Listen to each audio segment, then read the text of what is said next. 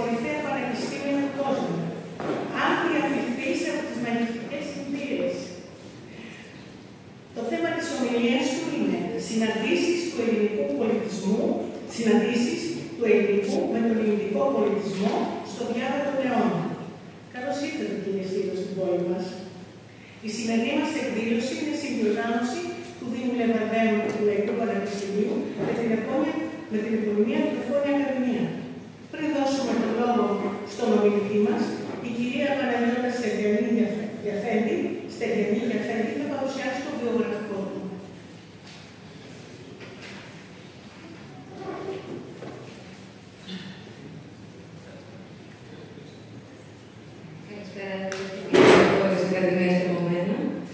Μια σύντομη ματιά στο βιογραφικό του καλεσμένου μας, του διακεκριμένου ιστορικού της πολιτικής σκέψης και καθηγητή της πολιτικής ιστορίας. Πολυπράγμα, με διεθνή ακαδημαϊκή αναγνώριση και φήμη, έναν νέο άνθρωπο με πολλές περγαμηνές και πλούσιο ερευνητικό έργο και με καταγωγή από την γειτονική μας Φωκίδα. Ο Βασίλειος Στήλος γεννήθηκε στη Μητέρα και όπως ο ίδιος έχει δηλώσει στις συνεντεύξεις του, από μικρή ηλικία ανέδειξε έντονο ενδιαφέρον για την ιστορία. Στη Δευτέρα Γυμνασίου συνέλεξε μια ιστορία της πόλης της Ιτέρας και συμμετείχε με αυτή σε έναν τοπικό διαγωνισμό και βραβεύτηκε. Κάτι που τον ενθάρρυνε να εντρυφήσει στη συνέχεια σε διάφορες πτυχές της ελληνικής ιστορίας. Τα ερευνητικά και διδακτικά του ενδιαφέροντα επικεντρώνονται στη μεσαιωνική και πρώιμη νεωτερική ευρωπαϊκή, εβραϊκή και ισλαμική πολιτική σκέψη και ιστορία των ιδεών και στη συγκριτική μελέτη των διαφόρων μορφών πολιτικής οργάνωσης και τύπων διακυβέρνησης. Είναι ιδρυτής και διευθυντής της σειράς Edinburgh Studies in Comparative Political Theory and Intellectual History του Edinburgh University Press και μέλος της Εκδοτικής Επιτροπής του Περιοδικού Republic of Letters του Πανεπιστημίου Στάνφορντ. Επίσης, έχει διδάξει σε Ευρώπη και Αμερική, από τη Φιλανδία και την École Pratique des Hautes-Études στο Παρίσι, μέχρι την Αμερική στα Πανεπιστήμια Στάνφορντ, του McGill, στο Πανεπιστήμιο του Σικάγο, ενώ έχει γράφει ερευνητικές υποτροφίες από κλειστά πανεπιστήμια, Harvard, Michigan, Columbia, Pennsylvania, Princeton, από το Ινστιτούτο Προηγμένων Μελετών του Πανεπιστημίου Βασιλιά του Τόκιο και το Εβραϊκό Πανεπιστήμιο της Ιερουσαλήμ. Διατέλεσε διευθυντής του Edmonton Pre-Culture Program στο Medici Archive Project της Φιλαδελφίας και ανώτερος ερευνητικός εταίρος στο Institute for European and Global Studies στο Πανεπιστήμιο της Βασιλείας. Ο καθηγητής Βασίλειος Στήλος είναι επίτιμος εταίρος στο Κέντρο Στρατιωτικής Ιστορίας και Ερευνών Περισσότερων του United Service Institution of India. Πρόκειται για την παλαιότερη δεξαμενή σκέψη στην Ινδία με έτος ίδρυσης το 1870, όπου και ερευνά θέματα εθνικής ασφάλειας και στρατιωτικής ιστορίας. Επίσης, δραστηριοποιείται ως επίτιμος εντεταλμένος εταίρος στο National Humanitarian Foundation, το πιο σημαντικό think tank δεξαμενής σκέψης και προβληματισμού της Ινδίας στον τομέα της ναυτικής πολιτικής. Διετέλεσε τακτικός καθηγητής στην Πανεπιστημιακή Έδρα Ελληνικών Σπουδών του Jawaharlal Nehru University στο Νέο Δελχή της Ινδίας και είναι συγγραφέας αρκετών βιβλίων στα ελληνικά κυκλοφορούν η μεσαιωνική ισλαμική πολιτική σκέψη και σύγχρονη ηγεσία από τις εκδόσεις Παπαζήση, το Βυζάντιο ανάμεσα σε δυτικές πόλεις και ανατολικές αυτοκρατορίες από τις εκδόσεις Χαρμός, ενώ έχει επιμεληθεί και το συλλογικό τόμο «Η αρχή δεν είναι το ίμιση του παντός», στον οποίο ανοιχνεύεται ο εσωτερικός πολιτικός στοχασμός στις μεσαιωνικές, αραβικές, συριακές, βυζαντινές και εβραϊκές παραδόσεις.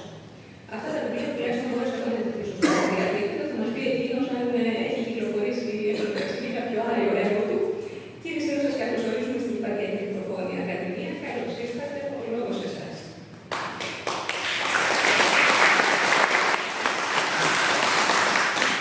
Ευχαριστώ πολύ για την πρόσκληση και την φιλοξενία σας στην βραδιά.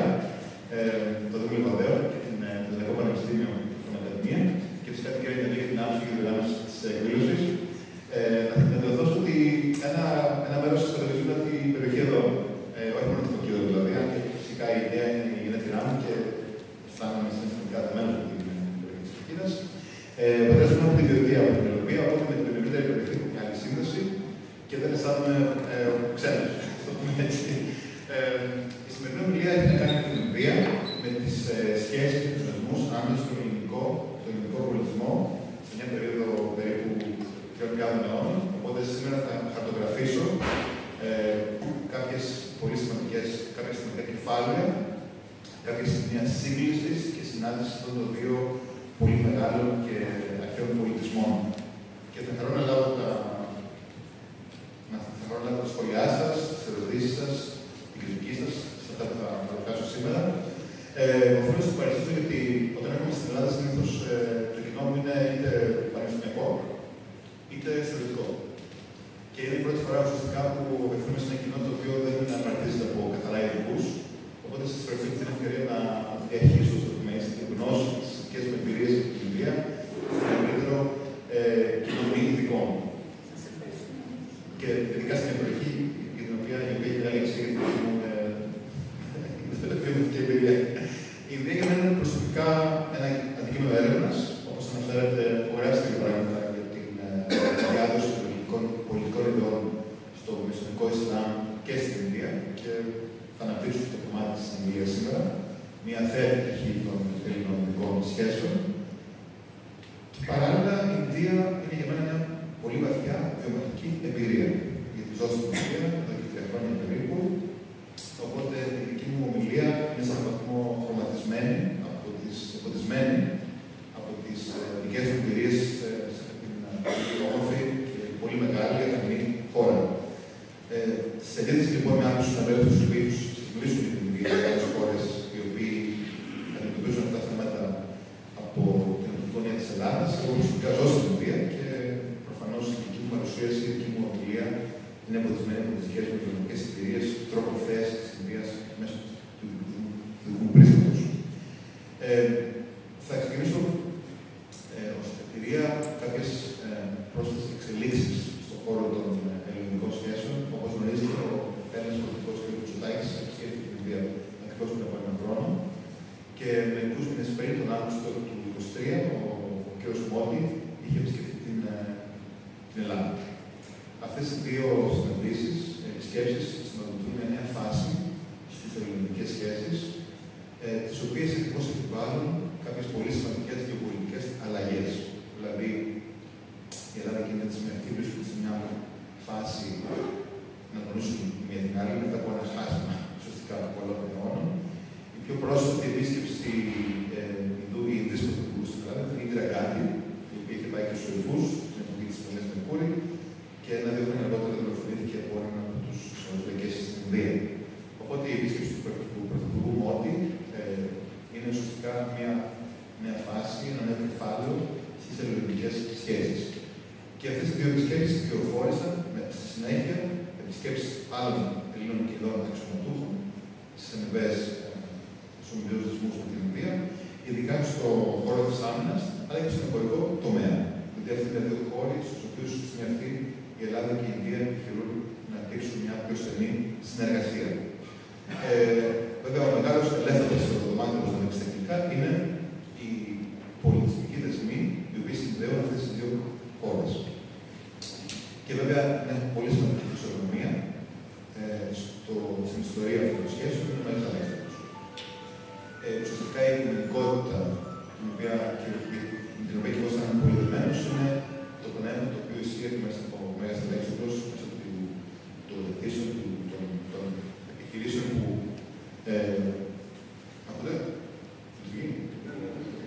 στην Ασία.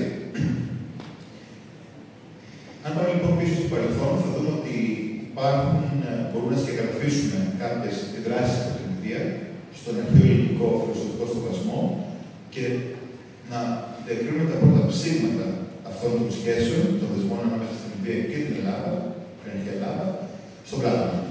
Στον Πλάτωνα υπάρχουν κάποιες θεωρίες, ειδικά η μεταψύχωση και η μετασάκωση, οι οποίες παραπέμπουν σε κάποια πολύ σημαντικά δόγματα, διδασκαλίες της αρχαίας ινδικής παράδοσης.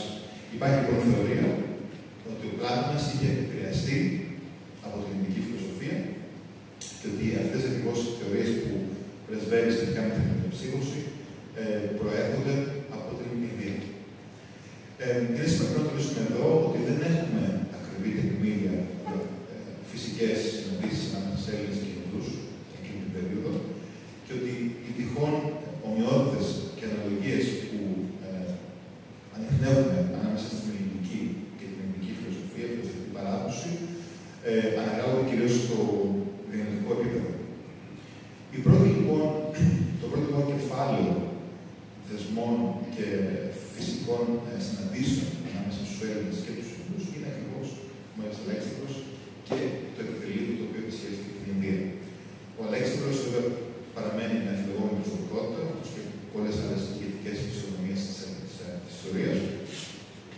Ινδία ακριβώς υπάρχουν διάφορες ερμηνείες για το έργο του Αλεξάνδρου. Αλλά σε κάθε περίπτωση ο Αλέξανδρος με την προέλασή του στην Ινδία ουσιαστικά εγκαινίασε μια πολύ σημαντική φάση στις ελληνικές σχέσεις. Είναι σημαντικό ότι ο Αλέξανδρος είχε μαζί του ένα επιτελείο επιστημόνων στην Ακατόν, οι οποίοι ακριβώς μπορούσαν να μεταλαμπαδεύσουν τις γνώσεις που αποκόμισαν από την Ινδία στην Ελλάδα. Και σε πολλά έργα όπως ο Αριστοτέλης και αργότερα βλέπουμε ακριβώς στοιχεία τα οποία προφανώς είχαν διαδώσει αυτό το επιτελείο του Αλεξάνδρου πίσω στην Ελλάδα. Εκεί λοιπόν έχουμε φυσικές συναντήσεις, έχουμε ένα στόλο ο οποίος λέει στην Ινδία και λοιπά, του Αλεξάνδρου, και είναι χαρακτηριστικό ότι για τους ίδιους τα τεκμήρια για τη δική τους ιστορία σε αυτή την περίοδο προέρχονται από ελληνικές πηγές. Γιατί οι Ινδοί είχαν την τάση να μην κρατούν σημειώσεις. Υπάρχει λοιπόν μια πολύ σημαντική προφορική παράδοση, εξίσου σοβαρή και γραπτή παράδοση, αλλά είχαν ένα άλλο μοντέλο ιστοριογραφίας. Όπως ακριβώς είναι και όμως. Είναι μια προφορική παράδοση, η οποία κρατά ζωντανά κάποια πράγματα, αλλά δεν είναι γραπτά. Και είχαν επίσης πρόβλημα της χρονολογίας. Οπότε, σε έναν βαθμό, οι Ινδοί προσπαθούν να αποκωδικοποιήσουν τη δική τους ιστορία μέσα από ελληνικές πηγές. Και οι Έλληνες έκαναν πολύ καλή δουλειά στο να καταγράφουν διάφορες μάχες, διάφορες περιοχές και έχουμε μια ποικιλία έργων τα οποία συγγραμμάτων από αρχαίους Έλληνες, οι οποίοι ακριβώς μας μεταφέρουν την εικόνα της αρχαίας Ινδίας. Μία από αυτές είναι ο Μεγασθένης. Ο Μεγασθένης ήταν ένας απεσταλμένος του Σέλευκου στην αυλή του Τσαντρεγκούπτα Μαουρία, ενός πολύ μεγάλου αυτοκράτη, ο οποίος ουσιαστικά συνένωσε την Ινδία και ίδρυσε μια πολύ μεγάλη αυτοκρατορία, την Μαουρία. Ο Μεγασθένης λοιπόν υπηρέτησε και τέλεσε διπλωματικός εντεταλμένος πρόσωπος του Σέλευκου στην αυλή του Τσαντρεγκούπτα Μαουρία. Και ακριβώς εκεί καταγράφει τη διοικητική, οικονομική, πολιτική οργάνωση των Ινδών. Και σύμφωνα με μια παράδοση της Ινδίας, η οποία δεν είναι τόσο επιβεβαιωμένη σε δυτικά κείμενα, ο Σέλευκος που λέει στο Τσαντρεγκούπτα Μαουρία, ο Τσαντρεγκούπτα προσπάθησε να επανακτήσει κάποια δάφη τα οποία είχαν κατακτηθεί οι Έλληνες, ο Σέλευκος, κάποια στιγμή υπήρξε μια αναδοχή και ουσιαστικά πάδρεψε την κόρη του την Έλληνα με τον Τσαντρεγκούπτα. Όχι την Έλληνα της Τρίας, η Έλληνα. Εδώ έχουμε λοιπόν δύο γυναίκες οι οποίες συμβολίζουν δύο πολύ διαφορετικά πράγματα. Την Έλληνα της Τρίας, η οποία αντιμετωπίζει τη σύγκρουση ανάμεσα στους Έλληνες και τους Τρόες και συνδέεται με αυτόν τον ματηρό και εθνοβόρο πόλεμο, και την Έλληνα του Σέλευκου, η οποία ακριβώς συμβολίζει τη συγχώνευση, τη σύνθεση δύο πολύ μεγάλων πολιτισμών. Και έχουμε γνωστό μάλιστα στο αρχή μια Γερμανίδα ηθοποιό, η οποία ακριβώς έπαιξε και δραμάτισε το ρόλο της Έλληνας σε μια σειρά σοκόπερα, για τους Έλληνες και τους Ινδούς. Έχουμε λοιπόν το Μεγασθένη, ο οποίος γράφει για την Ινδία, με βάση τις δικές του εμπειρίες ως πρεσβευτή του Σέλευκου στην αυλή του Ινδού ηγεμόνα. Και έχουμε και κάποιες άλλες πηγές, οι οποίες παρουσιάζουν την Ινδία ως μια ουτοπία. Λοιπόν, έχουμε λοιπόν ένα σώμα κειμένων, στο οποίο η Σρι-Λάνκα, η σημερινή Σρι-Λάνκα, η Καρποβάνη ή η Ινδία προβάλλονται ως προνομιακά χώροι ουτοπικής οργάνωσης. Και αυτό είναι πολύ σημαντικό γιατί ουσιαστικά αυτό που έκαναν αυτοί οι διανοητές και ταξιδιώτες και περιηγητές είναι να προβάλλουν τη δική τους εικόνα για την Ινδιακή κοινωνία σε μια χώρα, σε έναν τόπο που ήταν πολύ μακριά από την Ευρώπη, από την Ελλάδα και τη Ρώμη, και δημιουργήσουν αυτό το όραμα μιας ουτοπίας. Και αυτό φυσικά συμβαίνει με κάθε ουτοπία, με κάθε τοπικό όραμα, κάτι που δεν μας αρέσει στην δική μας κοινωνία, τα δικά μας ελαττώματα ή αθογένειες, τις αποβάλλουμε και δημιουργούμε την εικόνα μιας ιδανικής μεσογειακής κοινωνίας σε έναν τόπο που είναι μακριά. Οπότε, από μια πλευρά έχουμε την επίδραση της Ελλάδας στην Ινδία και τους Έλληνες οι οποίοι πηγαίνουν στην Ινδία και ανακαλύπτουν αυτόν τον μεγεθυντικό κόσμο. Από την άλλη, όμως, έχουμε την Ινδία η οποία ακριβώς ασκεί μια αντίδραση στο φαντασιακό της Δύσης, το πούμε έτσι, της αρχαίας Ευρώπης, μέσω ακριβώς αυτών των τοπιών, τις αυτοί οι διανοητές.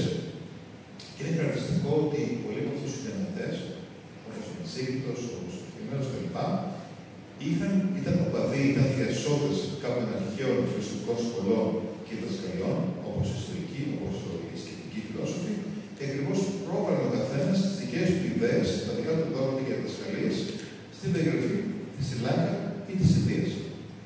Σε αυτά λοιπόν τα έργα έχουμε τη σύνθεση πληροφοριών, data, σχετικά με την Ινδία, τα οποία ακριβώς έχουν αποκομίσει αυτή τη συγγραφή από διηγήσεις, από αφηγήματα σχετικά με την Ινδία και φαντασιακές θεωρίες για την Ινδία και τη Σρι Λάγκα, και έχουμε ακριβώς αυτή τη σύνθεση των δύο αυτών στοιχείων.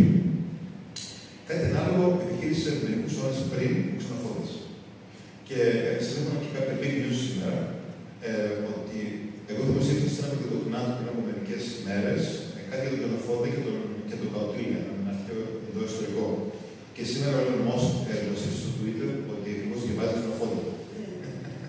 Οπότε υπάρχει και μια σύνδεση με τον Musk πέρα από τον Ξενοφώντα. Ο Ξενοφώντας, όπως γνωρίζετε, ο αρχαίος, αυτός ο πολύ σημαντικός Αθηναίος ιστορικός και φιλόσοφος, ήταν γύρω στο 30, υπηρέτησε τους Χριστοφόρους στην Περσία. Πήγε λοιπόν στην Περσία, σε μια επανάσταση στην οποία ενοχίστωσε κάποιος Πέρσι γεγονός να το εξέλιξη του βασιλιά, απέτυχε αυτή η εξέλιξη και μετά επέστρεψε στην Ελλάδα, στην Αθήνα. Και συνέβησε δύο σημαντικά βιβλία. Το ένα είναι η Κύριο Ανάβασης, περιγράφει το ταξίδι του από την Περσία στην Αθήνα μέσω της Μέσης Ανατολής και λοιπά, μέσω της Ελληνικής Τουρκίας, και θα είναι και θα μιλήσει που φωνάζει θάλασσα, και την Κυριοπαιδεία. Την Κυριοπαιδεία. Ένα βιβλίο, ένα σύγγραμμα το οποίο ακριβώς παρουσιάζει την πολιτική και στρατιωτική οργάνωση της αυτοκρατορίας των Αχαιμένιδων και προβάλλει την ιδεατή εικόνα του ηγεμόνα μέσω του κύριου του Μεγάλου.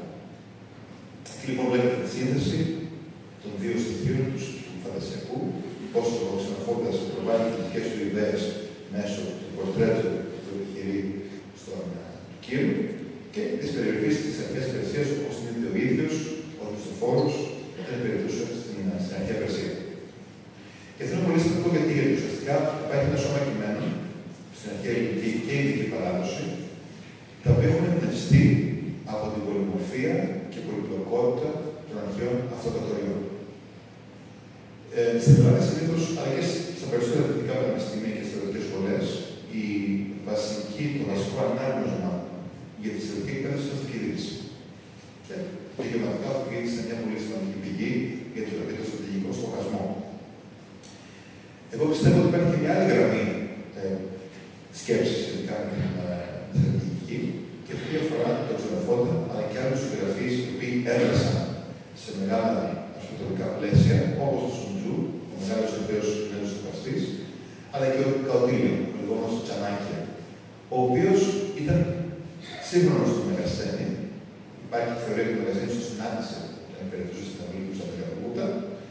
Και ο Τσανάκια, ο Καουτίλια, είναι ουσιαστικά ο πιο μεγάλος αρχαίος Ινδός θεωρητικός στον χώρο του πολιτικού και στρατηγικού στοχασμού.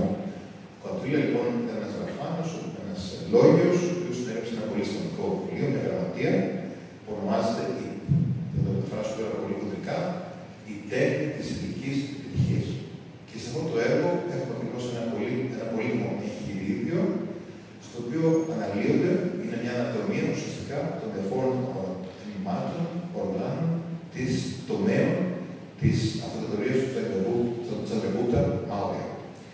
Δεν βρίσκεται λοιπόν ότι γύρω από τη φιγούρα κάποιου ηγεμόνα, είναι ένα εγχειρίδιο, ένα σύγγραμμα το οποίο ακριβώς αναλύει τους διάφορους μηχανισμούς πολιτικής εξουσίας σε αυτό το πολύμορφο, πολύπλοκο αυτοκρατορικό μόρφωμα. Κάτι ανάλογο πηγαίνει και ο Αριστοτέλης στα πολιτικά του.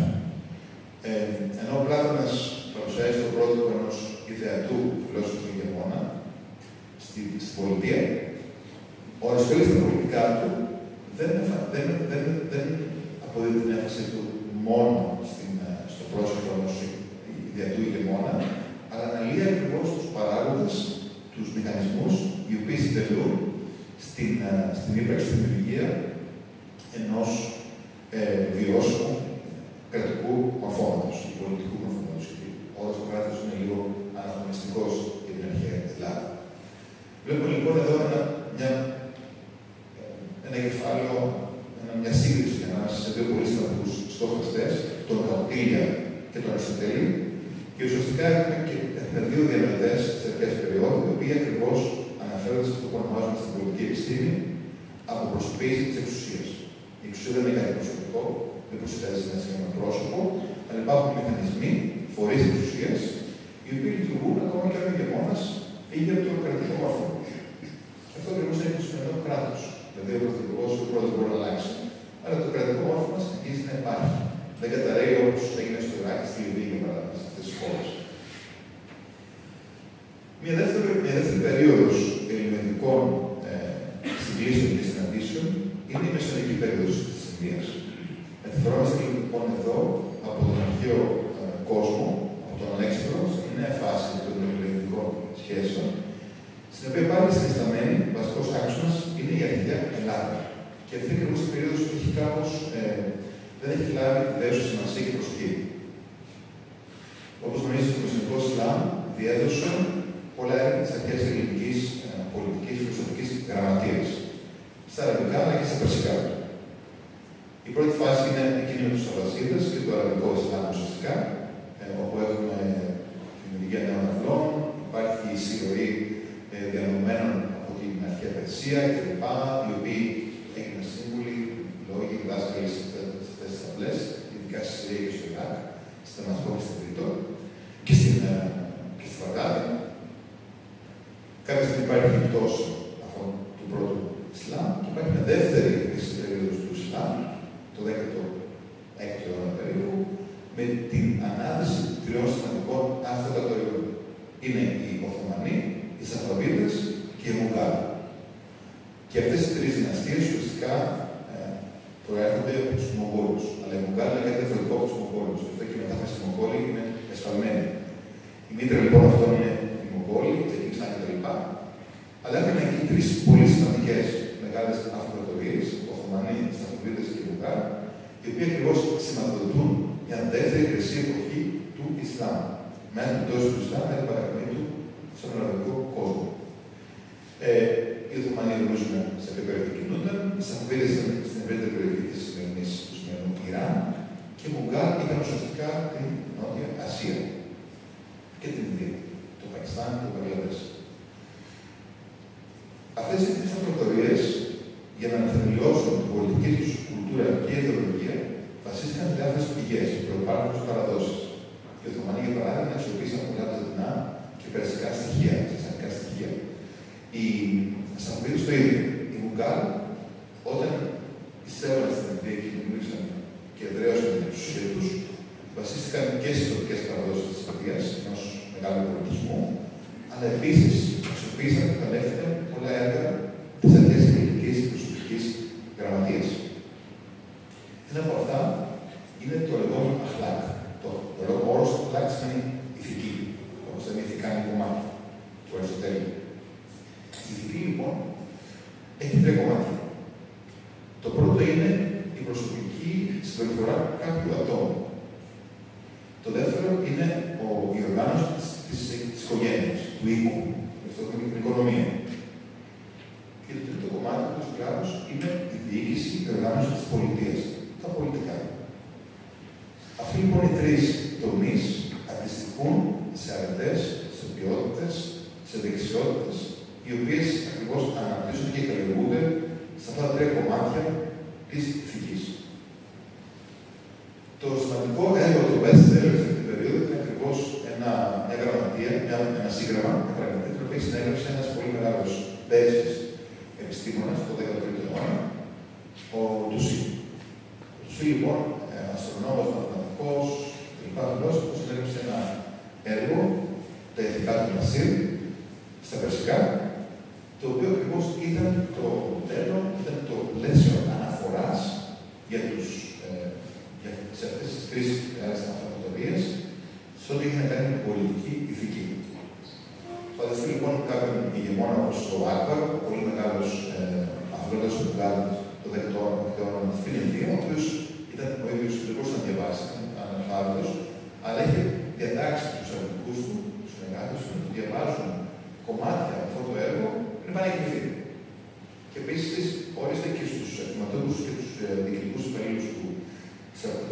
διαβάζουν αυτό το έργο ως ένα από τα βασικά εγχειρίδια της διοικητικής οργάνωσης των Ουγγάρων. Μέσω λοιπόν αυτού του έργου, το οποίο γνώρισε μεγάλη επιτυχία σε αυτές τις τρεις αυτοκρατορίες, αλλά ειδικά στους Ουγγάρους, έχουμε μια δεύτερη φάση ερμηνευτικών συγκλήσεων και ουσιαστικά διάδοσης των ελληνικών πολιτικών και φιλοσοφικών ιδεών στην Ινδία. Τώρα, είναι κάπως προβληματική αυτή η περίοδος, γιατί στην Ινδία σήμερα υπάρχουν πολλές συζητήσεις, όπως το δούμε και στην Ελλάδα, σχετικά με το μουσουλμανικό παράδειγμα της Ινδίας, και ακριβώς ο Άκμπαρ και άλλες μορφές είναι κάπως αμφιλεγόμενες. Παρ' όλα αυτά, η κυβέρνηση της Ινδίας πρόσφατα δημοσίευσε μια προσούρα, στην οποία ο Άκμπαρ προσφέρει ως ένας δημοκρατικός ηγεμόνας, ως ένας ηγεμόνας που προλαμβάνει, έτσι όπως λέμε στα γαλλικά, ο οποίος προλαμβάνει πρακτικές και θεσμούς που είναι δημοκρατικοί, και ακριβώς ο Άκμπαρ επέδειξε ανοχή σε διάφορες θρησκείες οι οποίες υπήρχαν στην Μεσογειακή Ινδία. Μάλιστα, ένα χαρακτηριστικό του Άκμπαρ είχε προσκαλέσει εκπροσώπους διάφορων θρησκειών στην αυλή του, από χριστιανούς, μουσουλμάνους, Εβραίους και άλλες θρησκείες, και είχε σπονσοράρει ουσιαστικά συζητήσεις σχετικά με κάποια θρησκευτικά αισθήματα. Ήταν λοιπόν ένας ηγεμόνας, ο οποίος δεν ήταν μορφωμένος, δεν ήταν παιδευμένος, αλλά είχε μεγάλο ενδιαφέρον, έθετε μεγάλο θαυμασμό για τη γνώση και την φιλοσοφική παράδοση της Ελλάδας. Και είχαμε στην Άκμπαρ για να συνενώσει αυτό το πολύομορφο κράτος το οποίο κατήχε, το οποίο διοικούσε, ίδρυσε μια θρησκεία. Τη λεγόμενη θρησκευτική θρησκεία. Ίδρυσε λοιπόν, δημιούργησε μια θρησκεία, εγκαινίασε μια νέα θρησκεία, η οποία ακριβώς βασιζόταν, εδραζόταν στη συγχώνευση στοιχείων από τις προϋπάρχουσες θρησκείες όπως το Ισλάμ, ο Χριστιανισμός, ο Εβραϊσμός κτλ. Σε αυτή λοιπόν την περίοδο έχουμε πάλι τη συγχώνευση και σύνθεση στοιχείων από την αρχαία Ελλάδα, τον αρχαίο ελληνικό πολιτισμό και φιλοσοφία και τις εγχώριες και κοινές παραδόσεις της Ινδίας. 18ο αιώνα λοιπόν κλπ. Προχωράμε. Και το 18ο αιώνα έχουμε μια άλλη πολύ σημαντική φυσιογνωμία, η οποία ακριβώς συνδέει τους δύο κόσμους μέσα από μια σειρά μεταφράσεων ειδικών έργων στα ελληνικά. Και αυτή η μορφή είναι ο Δημήτριος Γαλανός, ο Αθηναίος. Ο Γαλανός σπούδασε με την οικογένεια του Παλαμά στο Μεσοδόκι, η οποία νομίζω συνέβαινε εδώ στην Παλαμά. Και κάποια στιγμή ο θείος του, ο οποίος υπηρετούσε στο Πατριαρχείο της Κωνσταντινούπολης, του κάλεσε να πάει στην Κωνσταντινούπολη. Όλα αυτά το 13ο αιώνα. Πήγε λοιπόν ο Γαλανός στην Κωνσταντινούπολη και εκεί συνάντησε κάποιον έμπορο από την Καλκούτα, ο οποίος τον προσκάλεσε να εργαστεί ως δάσκαλος ελληνικών στην τοπική κοινότητα της Καλκούτας. Την ελληνική κοινότητα της Καλκούτας. Όπως γνωρίζετε, η Καλκούτα φιλοξενούσε μια πολύ σημαντική ελληνική κοινότητα, αυθυρή κοινότητα, από την οποία προέρχονται μεγάλες ομιλίες όπως οι Γάλλιδες.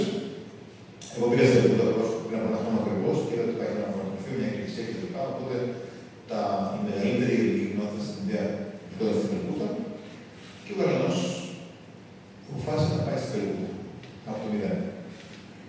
Μετά από κάποια χρόνια, ο Γαλανός πήγε στο Βαρανάσι, το οποίο είναι, όπως γνωρίζετε, η πιο σημαντική πόλη που βρισκόταν κάτι όπως τη Μέκκα για τους μουσουλμάνους, στο Μπενάρες.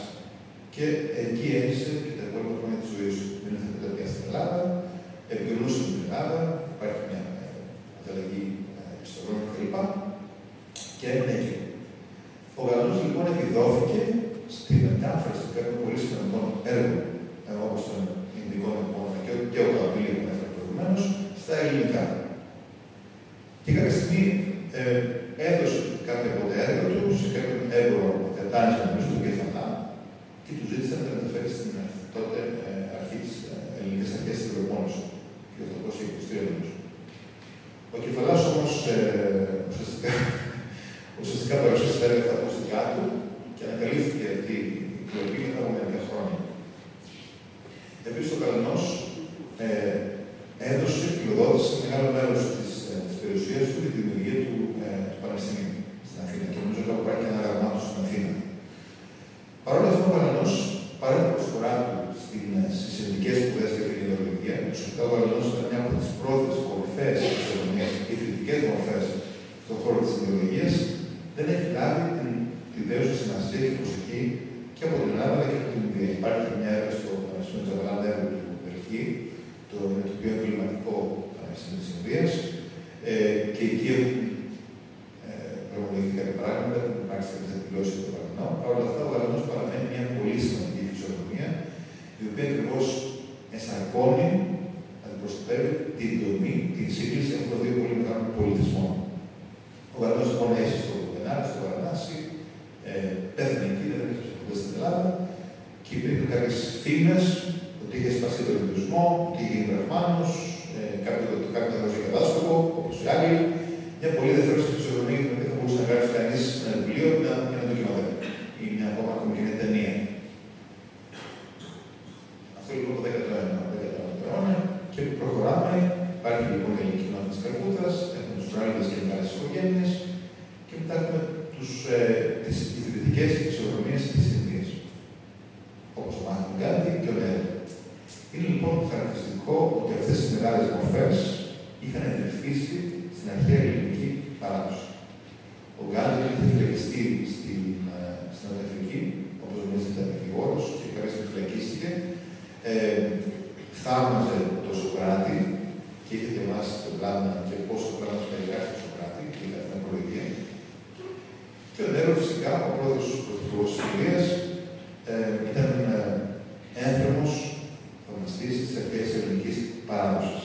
Αυτές λοιπόν οι ιδρυτικές φυσιογνωμίες της Ινδίας είχαν εντρυφήσει, είχαν μεγάλη και βαθιά έκθεση στον αρχαίο ελληνικό πολιτισμό και τη φιλοσοφία. Είναι χαρακτηριστικό επίσης ότι πολλοί Ινδοί υπηρέτησαν και στην Ελλάδα στους δύο παγκοσμίους πολέμους. Λοιπόν, έχουμε τον πρώτο παγκόσμιο πόλεμο, όπου κάποιοι Ινδοί πολέμησαν στην Βόρεια Ελλάδα κτλ. Και στο δεύτερο παγκόσμιο πόλεμο είχαν κάποιους Ινδούς, ειδικά γιατρούς, οι οποίοι υπηρέτησαν πάλι στη Βόρεια Ελλάδα και έμειναν στην Ελλάδα μετά την λήξη του πολέμου για την διασφάλιση της τάξης, ειδικά την περίοδο του Δευτέρου πολέμου. Στη στιγμή αυτή, εμείς προσπαθούμε να δημιουργήσουμε ένα μνημείο για τους Ινδούς πεσόντες στη Θεσσαλονίκη και την ευρύτερη περιοχή, για να δημιουργήσουμε ακριβώς την προσφορά των Ινδών στρατιωτών σε εκείνη την περίοδο. Και υπάρχουν φωτογραφίες με Ινδούς στρατιώτες στην Ακρόπολη, με τον Αρχιεπίσκοπο κλπ. Οι οποίοι είχαν επισκεφτεί διάφορες περιοχές της χώρας της Ελλάδας. Οι περισσότεροι Ινδοί θα παρατηρήσουν ότι είναι το Μπάνια, οι συνδρόμοι νησί, είναι πολύ σημαντικοί πολεμιστές, καλοί πολεμιστές. Και ακριβώς αυτό το κομμάτι, αυτό το κεφάλαιο είναι επίσης πολύ σημαντικό για να δούμε πώς οι Ινδοί συνέβαλαν στην ασφάλεια, στην επικοδόμηση της χώρας μας. Από την άλλη πλευρά, έχουμε το θεωρητό Αβέροφ, αυτό το θρυλικό θεωρητό, το οποίο ουσιαστικά είχε δράσει στην Ινδία τα έτη 1941-1942. Το Αβέροφ θα στάλει λοιπόν από τον Αίγυπτο στην Ινδία, στην Πομπάη, και διαδραμάτισε ένα πολύ σημαντικό ρόλο σε νεοπομπές και σε διάφορες επιχειρήσεις στον Ινδικό ωκεανό. Και υπάρχει πλούσιο υλικό σχετικά με το θεωρητό Αβέροφ στην Ινδία, το οποίο προέρχεται κυρίως από τα απομνημονεύματα κάποιου Έλληνα ναυτικού, ο οποίος ήταν στο Αβέροφ και περιγράφει τις διάφορες δραστηριότητες του Αβέροφ, τη ζωή στην Ινδία, το φαγητό, το ντύσιμο κλπ. Μάλιστα την Παρασκευή, μετά βλέπω μια επίσκεψη στο Μουσείο Αβέροφ στο Φάληρο για να δούμε ακριβώς πώς μπορούμε να εξοπλίσουμε αυτό το υλικό και να δημιουργήσουμε ίσως ένα λεύκομα, ένα ρεπορτάζ, ένα ντοκιμαντέρ ή ακόμη και μια ταινία σχετικά με το Αβέροφ στην Ινδία. Βλέπουμε λοιπόν εδώ κάποια στιγμιότητα, κάποια πολύ σημαντικά κεφάλαια, κάποια σημεία στα οποία συγκλίνουν ο αρχαίος ο ελληνικός και ελληνικός πολιτισμός και φυσικά ένα πολύ σημαντικό κομμάτι το οποίο θέλουμε να εξετάσουμε πάλι από την αρχή είναι και η δράση των λεγόμενων Ελληνοειδών ηγεμόνων στην Ινδία. Ένας από αυτούς ήταν ο Μέναδρος, ο οποίος μια λαμπρή φυσιογνωμία, ένας πολύ σημαντικός στρατιωτικός ηγέτης, ο οποίος συνδέεται με ένα από τα πιο σημαντικά κείμενα του Βουδισμού, το Μιλίντα Πάγνα, τα ερωτήματα του Μενάδρου. Ο Μέναδρος λοιπόν προώθησε υποστηρίζει τη διάδοση των βουδιστικών διδασκαλιών και υπάρχει ένας φαντασιακός διάλογος ανάμεσα στον Μέναδρο και κάποιον βουδιστή μοναχό, τον Αγκασένα.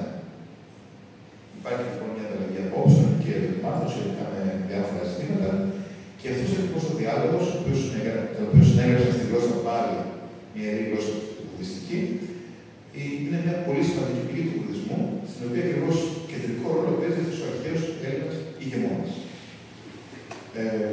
Ένα άλλο πολύ σημαντικό κομμάτι είναι ακριβώς και η δράση των Ελλήνων ηγεμόνων στο Αφγανιστάν, στην Μπακτρία και στην ευρύτερη περιοχή του Αφγανιστάν, και είναι πως υπάρχουν κοινότητες οι οποίες σύμφωνα με κάποια ευρήματα ήταν μέτοχοι της ελληνικής παιδείας.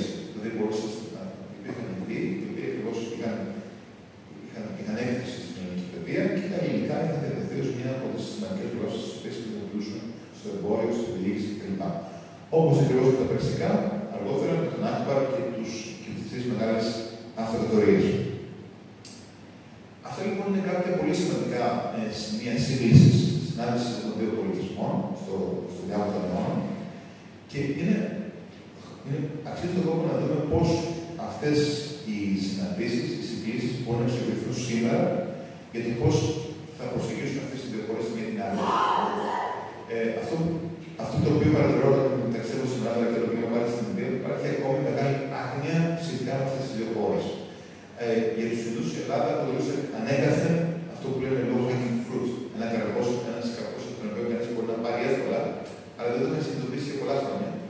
Ενώ για τους Έλληνες η εικόνα των Ινδών φιλτράρεται, φαντάζομαι, μέσω του Bollywood, κάποιες ταινίες, μέσω του ελληνικού φαγητού, Ινδούς εργάτες στην Ελλάδα, αλλά δεν υπάρχει βαθιά επίγνωση της πραγματικότητας στην Ινδία και το πώς θα μπορεί να προσφέρει αυτή η χώρα στην Ελλάδα.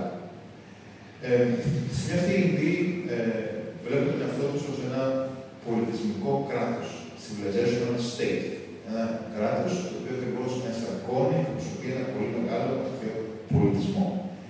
Και τα στοιχεία τα οποία τους κάνουν να αισθάνονται πολιτικά με την Ελλάδα είναι πρώτα απ' όλα ότι οι δύο πολιτισμοί είναι μακριά με αρχαίοι πολιτισμοί, βέβαια και η Κίνα και άλλοι πολιτισμοί, και το δεύτερο είναι και οι δύο χώρες διακρίνονται για την αφοσίωσή τους, την προσήλωσή τους στα δημοκρατικά ιδεώδη.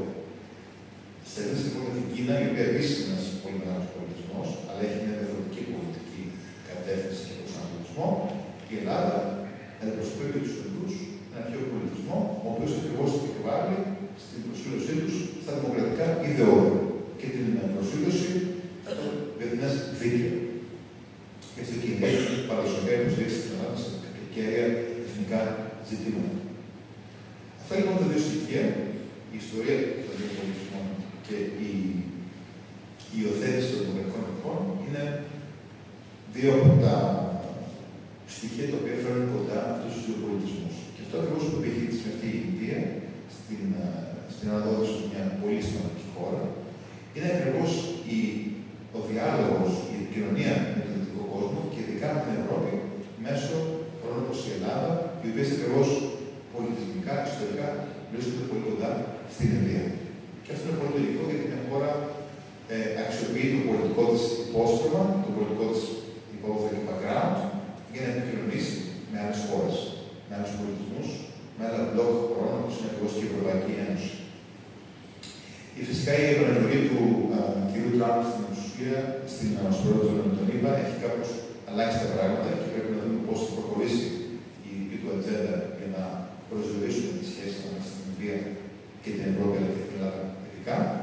Παρ' όλα αυτά για την Ινδία, η Ελλάδα αποτελεί οικονομικά ένα πολύ σημαντικό εταίρο, στρατηγικό εταίρο και ουσιαστικά ένα interlocutor σε αυτή τη διαδικασία προσέγγισης της Ινδίας προς την Ευρώπη. Είναι επίσης σημαντικό ότι στην αυτή η Ινδία, και πολύ δικαιολογημένα, θεωρεί ότι έχει τη δική της ενδογενή χώρια παράδοση σε ό,τι αφορά τη φιλοσοφία, την εθνική και άλλους τομείς. Και αυτό είναι πολύ λογικό γιατί η Ινδία έχει το δικό της πολιτισμό, τους δικούς τους διανοητές, και ουσιαστικά υπάρχει μια πολύ συστηματική απόπειρα να επαναπροσδιοριστούν οι συνταγμένες του δικού της πολιτισμού και πώς μπορεί η Ινδία να εξοπλίσει τη δική της χώρια παράδοση και να προβάλλει την ίδια ισχύ της. Επομένως, υπάρχουν οι αρχαίοι Ινδοί κλασικοί, τα αρχαία ειδικά κλπ., τα οποία ακριβώς η Ινδία προσπαθεί να προβάλλει ως διάδοχος επικοινωνίας με άλλους πολιτισμούς, αλλά και ως εφαλτήρια, ως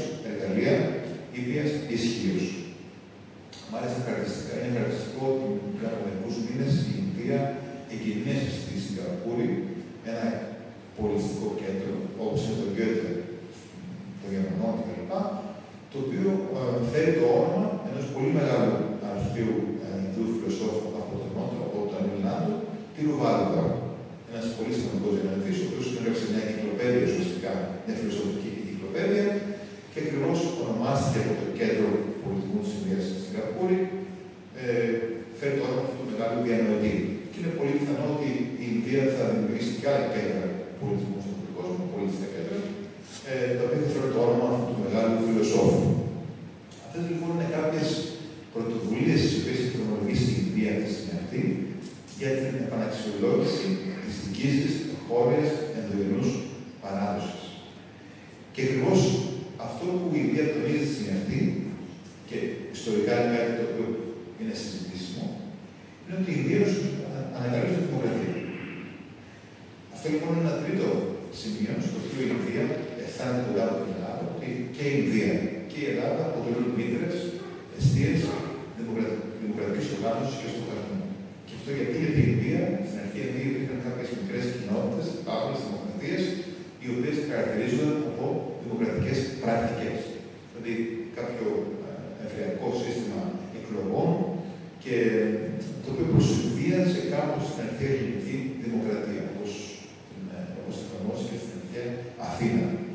Υπάρχει λοιπόν αυτό το αφήγημα στην Ινδία σήμερα, ότι η Ινδία, πέρα από το ότι αποτελεί έναν αρχαίο πολιτισμό, ουσιαστικά αποτελεί και μια αρχαία δημοκρατία, επειδή ακριβώς υπήρχαν αυτά τα ψήγματα, αυτοί οι θύλακες δημοκρατικής παράδοσης και οργάνωσης σε διάφορες περιοχές της Ινδίας. Τρία λοιπόν στοιχεία για την Ελλάδα. Ένα πρόβλημα το οποίο αντιμετωπίζουμε σήμερα σε ό,τι αφορά τις ελληνικές σχέσεις είναι ακριβώς η διαφορά. Ενώ στην Ελλάδα έχουμε περίπου 15 με 20.000 Ινδούς εργάτες και αυτός ο αριθμός μάλλον θα αυξηθεί σύμφωνα με υπάρχει μια συμφωνία ανάμεσα στις δύο κυβερνήσεις να αυξηθεί ο αριθμός των Ινδών εργατών στην Ελλάδα.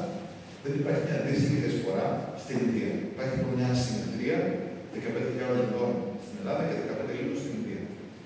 Και όπως γνωρίζετε, ένα πολύ σημαντικό κομμάτι, μια πολύ σημαντική κεντρική πτυχή των σχέσεων ανάμεσα στις δύο κράτη είναι πέρα από την διπλωματία και τις κυβερνητικές και τις επαφές σε κυβερνητικό επίπεδο και αυτό που λέμε track to dialogue. Δηλαδή, ο διάλογος one-to-one σε ανθρώπους, to people, το οποίο συμπληρώνει, ενισχύει τις κυβερνητικές πρωτοβουλίες. Δηλαδή, έχουμε τη λήψη συμφωνιών, τη σύναψη συμφωνιών, αποφάσεων σε κυβερνητικό επίπεδο, ανάμεσα σε πρωθυπουργούς και προέδρους δύο κρατών, αλλά παράλληλα η εφαρμογή, η υλοποίηση αυτών των σχεδίων, αυτών των αποφάσεων, βασίζεται σε ένα πολύ μεγάλο βαθμό στους ανθρώπους on the ground, στην πραγματικότητα που ζουν κάπου στην χώρα κλπ. Οι οποίοι ακριβώς είναι και οι μη θεσμικοί πρεσβευτές μια χώρα σε μια άλλη χώρα. Εκεί λοιπόν υπάρχει ένα πολύ μεγάλο πρόβλημα, γιατί ακριβώς δεν υπάρχει μια συμπαγής ελληνική διασπορά στην Ινδία για να συμβάλλει στο διάλογο μεταξύ των δύο χωρών. Ένα άλλο πρόβλημα το οποίο ακριβώς επηρεάζει τις ελληνικές σχέσεις είναι και οι βίζες, οι θεωρήσεις. Όπως γνωρίζετε, υπάρχει ένα κεντρικό σύστημα Schengen για τις βίζες κλπ. Για τις χώρες. Και εκεί λοιπόν υπάρχουν ακόμα πολλά προβλήματα και αγκυλώσεις και ανομαλίες σχετικά με την θεώρηση για τις βίζες. Αυτά λοιπόν είναι κάποια πρακτικά ζητήματα τα οποία φαίνονται ανώδυνα στην πρώτη ματιά, αλλά όλα αυτά πρέπει να αντιμετωπιστούν ώστε να προωθήσουμε τις σχέσεις ανάμεσα στις δύο χώρες. Σε ό,τι αφορά τον αμυντικό τομέα, έχουν υπάρξει πολύ σημαντικές πρωτοβουλίες συνεργασίας ανάμεσα στις δύο χώρες, έχουν υπάρξει και νέες ασκήσεις, κάποια κλιμάκια από στρατιωτικές σχολές της Ινδίας επισκέφθηκαν την Ελλάδα. Δυστυχώς η Ελλάδα δεν έχει ακόμα ανταποκριθεί, δεν έχει ακόμα στείλει κάποια κλιμάκια, κάποιες ομάδες σπουδαστών από στρατιωτικές σχολές στην Ινδία. Παρ' όλα αυτά, οι Ινδοί έχουν δείξει μεγάλο ενδιαφέρον για τις ελληνικές στρατιωτικές σχολές, οι οποίες διατηρούν μια πολύ καλή ποιότητα ακόμα. Και φυσικά ένας από τους τομείς στους οποίους υπάρχει πάρα πολύ μεγάλο έδαφος είναι ακριβώς η τεχνογνωσία που έχει η Ελλάδα στον χώρο της ναυτιλίας. Η Ινδία τη στιγμή αυτή έχει να οικοδομήσει έναν από τους μεγαλύτερους στόλους στον κόσμο. Η μεγαλύτερη είναι η ΙΠΑ και η Κίνα. Και σε αυτό το βαθμό, σε αυτό το πλαίσιο, η ελληνική τεχνογνωσία σε ό,τι αφορά το ναυτικό κομμάτι είναι κέραιες σημασίας. Οπότε οι Ινδοί προσπαθούν να αξιοποιήσουν το ελληνικό know-how σε ό,τι αφορά την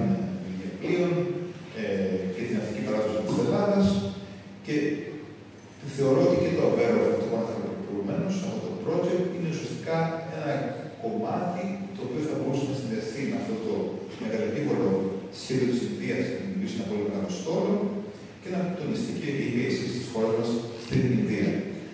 Να σημειώσω εδώ ότι η Ινδία έχει ουσιαστικά 3 στόλους, όχι ένα. Έχει ένα στη Μουμπάι, στην Δυτική Ινδία, έχει ένα στο Νότο που ασχολείται με την εκπαίδευση και ένα στην Ανατολή. Οπότε ουσιαστικά η Ινδία έχει 3 στόλους, μια πολύ μεγάλη χώρα.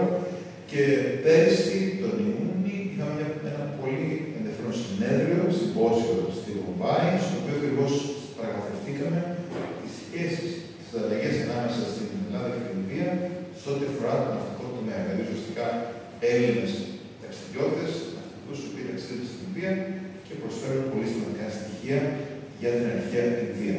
Δηλαδή, το ναυτικό κομμάτι της Ινδίας. Γιατί πολλές φορές συζητάμε τον Αλέξανδρο, συζητάμε για τη μέρη της Τσάνα, την Ινδία. Υπάρχει και η ναυτική παράδοση της Ινδίας, που είναι εξίσου σημαντική και ακριβώς η Ινδία θέλει να βασιστεί σε αυτό το κομμάτι, προκειμένου να αντιμετωπίσει κάποιες πολύ σημαντικές απειλές και προκλήσεις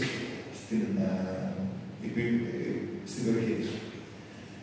Θα χαρώ πολύ να τα σχόλιά σας, τις παρατηρήσεις σας και ερωτήσεις. Υπάρχουν πάρα πολλά πράγματα που μπορούμε να πραγματευτούμε στην παρουσίαση.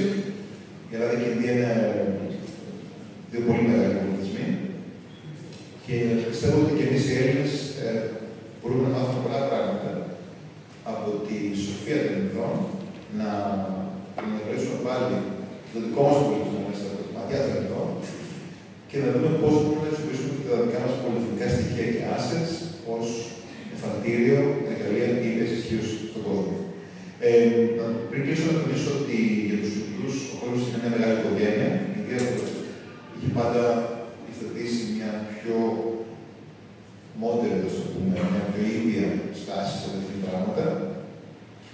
Και για τους Ινδούς και η Ελλάδα και η Ινδία είναι 2 πολιτισμοί οι οποίοι προβάλλουν την ειρήνη, την ειρηνική συμβίωση των διαφορών πολιτισμών και λαών και θεωρούν ότι μπορούν και οι 2 χώρες να διαδραματίσουν έναν πολύ σημαντικό ρόλο σε μια περίοδο η οποία ταρανίζεται από πολύ σημαντικές γεωπολιτικές προκλήσεις. Ευχαριστώ.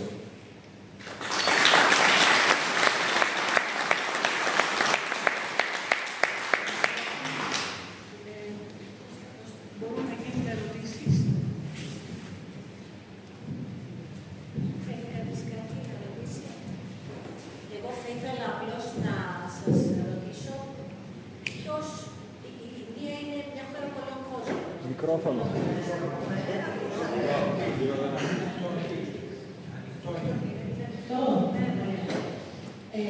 Όλα αυτά που αναφέρατε για τους σχεδιασμούς της Ινδίας, τελικά ποιο κοινωνικό κομμάτι της Ινδίας αντιπροσωπεύει? Γιατί έχω την αίσθηση ότι υπάρχουν πολλών επίπεδων κοινωνικές τάξεις, υπάρχουν σε όλες τις χώρες διαφορετικές, αλλά εκεί έχουν μια ιδιαιτερότητα, έχουν στεγανά, έχουν μια άλλη κουλτούρα. Τις κάστες. Τις κάστες. Βασικά εννοώ τις κάστες και είναι μια πολυπληθέστατη χώρα, στην οποία υπάρχουν μεγάλες αποστάσεις ανάμεσα στις κοινωνικές ομάδες, έτσι δεν είναι?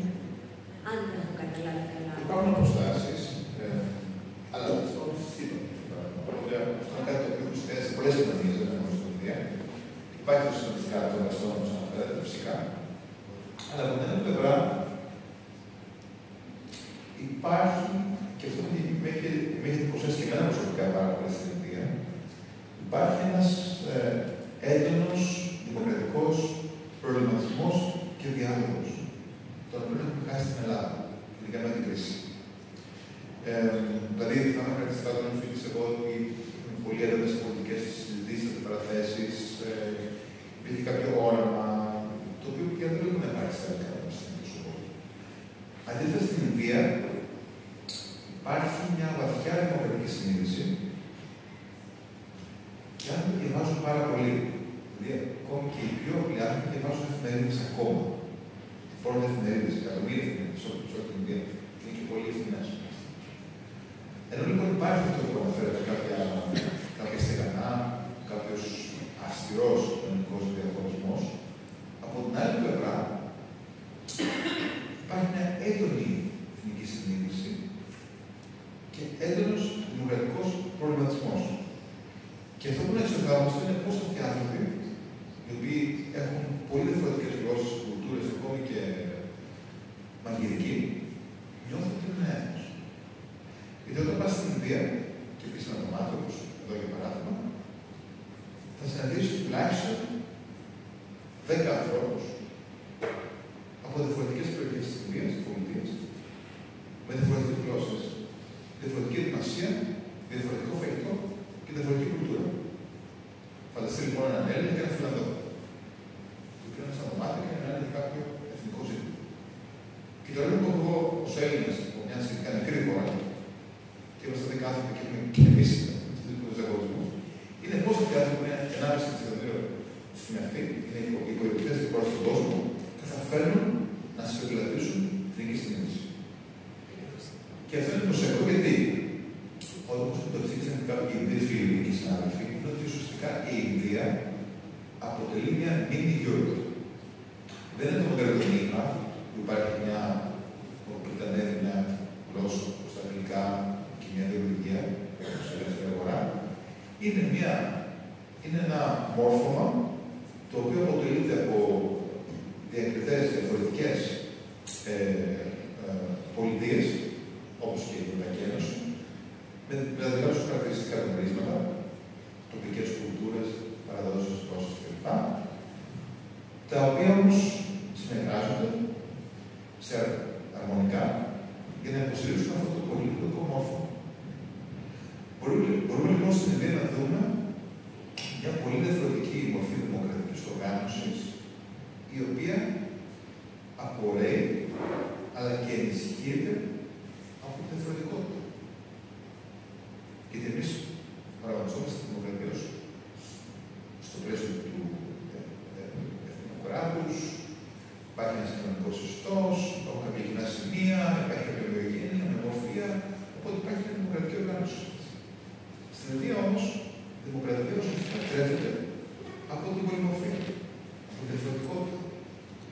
Και το θέμα είναι πώς κανείς καταφέρει να ξεπίσει τη συμφωνία του κονσένσους αυτών των πολύ διαφορετικών ανθρώπων σε ένα δημοκρατικό πλαίσιο. Γιατί δεν είναι ένα εθνικό σύστημα που κάποιος την πάρει αυτή τη στιγμή και κάποιος άλλος. Είναι ακριβώς ένα αμυγές δημοκρατικό σύστημα, το οποίο οφείλει να σεβαστεί τις ιδιαιτερότητες κάθε πολιτείας.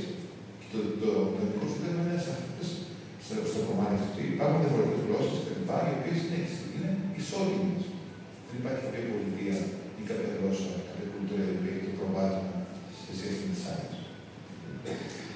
Αυτό που μπορούμε να μάθουμε εμείς στην κρίση από την Ινδία είναι το πώς μια τόσο μεγάλη χώρα με τόσα διαφορετικά στοιχεία καταφέρνει να λειτουργεί δημοκρατικά. Και αυτό που με εκπλήσει πάρα πολύ στην Ελλάδα είναι ότι ενώ είμαστε μια σχετικά μικρή χώρα, μια συμπαγής ομόρφη χώρα, ακόμη στερούμε στην λειτουργία κάποιων βασικών δημοκρατικών θεσμών. Πρέπει λοιπόν να δούμε την ιδέα πολύ διαφορετικά. Να καταλάβουμε ότι η Ινδία είναι, πέρα από τη ιστορία που υπάρχει προφανώς με κάποιες αντιλήψεις που έχουν την Ινδία, είναι μια χώρα που έχει ένα πάρα πολύ σημαντικό δημοκρατικό DNA. Και αυτό είναι ένα που οφείλεται στους αρχιτέκτονες της Ινδίας, στους founding fathers, σε αυτούς οι οποίοι ίδρυσαν την Ινδία και έδωσαν αυτούς τους θεσμούς, αυτές τις κατευθυντήριες γραμμές, οι οποίες διέπουν τη λειτουργία της Ινδίας ως μιας σύγχρονης δημοκρατίας.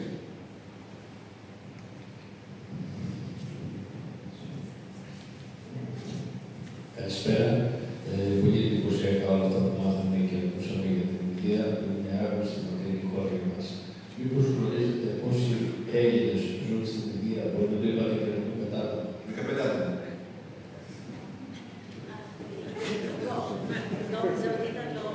Όχι, 15 είναι 20 μάθημα.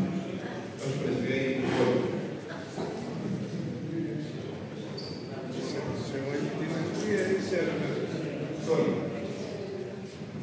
Καλησπέρα. Συγχαρητήρια για την εισήγηση. Πραγματικά μας δώσετε μια άλλη οπτική για την Ινδία που ίσως κάνετε την φανταστεί. Εγώ θα σας πω λίγο στην αρχή της εισήγησης. Είπατε ότι ο Μαγκάς Αλέξανδρος είναι μια φιλεγόμενη προσωπικότητα. Συμφωνώ και διαφωνώ.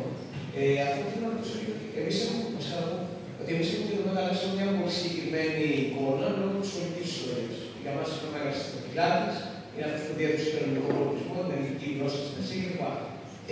Στην Ινδία πώς τον βλέπουν, γιατί από ό,τι κατάλαβα υπάρχει μια δεύτερη εικόνα για τον Μεγάλο Αλέξανδρο στην Ινδία, που ίσως είναι διαφορετική σε αντίθεση με το αφήγημα που έχουμε εμείς γι' αυτό. Αν μπορείτε να δώσετε κάποια πληροφορία, μια εικόνα. Υπάρχουν πολλές ερμηνείες και η πρώτη αφορά την πολύ γνωστή μάχη με τον πόρο. Εκεί λοιπόν υπάρχουν διάφορες ερμηνείες. Μία από αυτές, η οποία φαίνεται να είναι και αρκετά δημοφιλής, είναι ότι ο πόρος ήταν ένας πολύ σημαντικός χειμώνας, πολύ ψηλός, πολύ μεγάλος ηγέτης, ο οποίος νίκησε τον Αλέξανδρο, ουσιαστικά αναχέτησε την πρόεδρος του Αλεξάνδρου στην Ινδία και έληξε ειρηνικά αυτός ο πόλεμος, αυτή η μάχη. Εμείς έχουμε και μια άλλη πηγή των πόρων του Αλέξανδρου, ότι νίκησε ο Αλέξανδρος και ουσιαστικά ο πόρος. Οπότε εκεί υπάρχει ακριβώς μια. Και υπάρχουν διαφορετικές ερμηνείες για αυτή τη μάχη των πόρων. Για πολλούς όμως Ινδούς, ο Αλέξανδρος αποτελεί ένα εισβολέα. Εισβολέα. Και αυτό δεν χρησιμοποιούμε τον όρο Μέγας Αλέξανδρος στην Ινδία. Δεν τα πούμε. Και αυτό που συντονίζουν οι Ινδοί είναι ότι οι Ινδοί δεν επιχείρησαν ποτέ να υπερβούν τα γεωγραφικά τους όρια. Λοιπόν, τον Αλέξανδρο, ο οποίος επιχείρησε επιδόθηκε σε μια μεγάλη εκστρατεία από την Ελλάδα στην Ανατολή, οι Ινδοί είχαν τα πάντα φιλήσικοι, έδιναν πατέφες στην Ειρήνη και δεν είχαν επιδοθεί σε κάποια ανάλογα εγχείρηματα. Εκεί λοιπόν υπάρχει μια αντιδιαστολή, μια αντίθεση στον τρόπο που βλέπουν οι Ινδοί τη στρατηγική και ο Αλέξανδρος, ο οποίος ακριβώς επιχείρησε αυτή την μεγαλόπνοη εκστρατεία.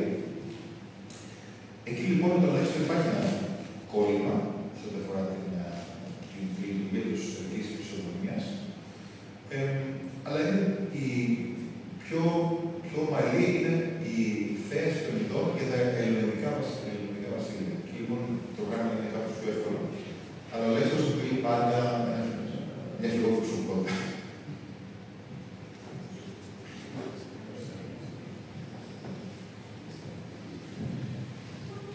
Βασικά ο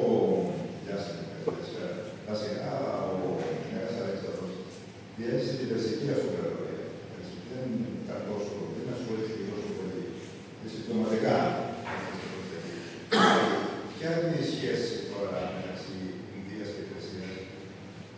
Στην εισήγηση που κάνετε, κάτι έπρεπε να πείτε, δηλαδή αν υποθέσουμε να σου πούμε ότι ο Αλέξανδρος ήταν εισβολέας, η Εκκλέζια τι ήταν για τους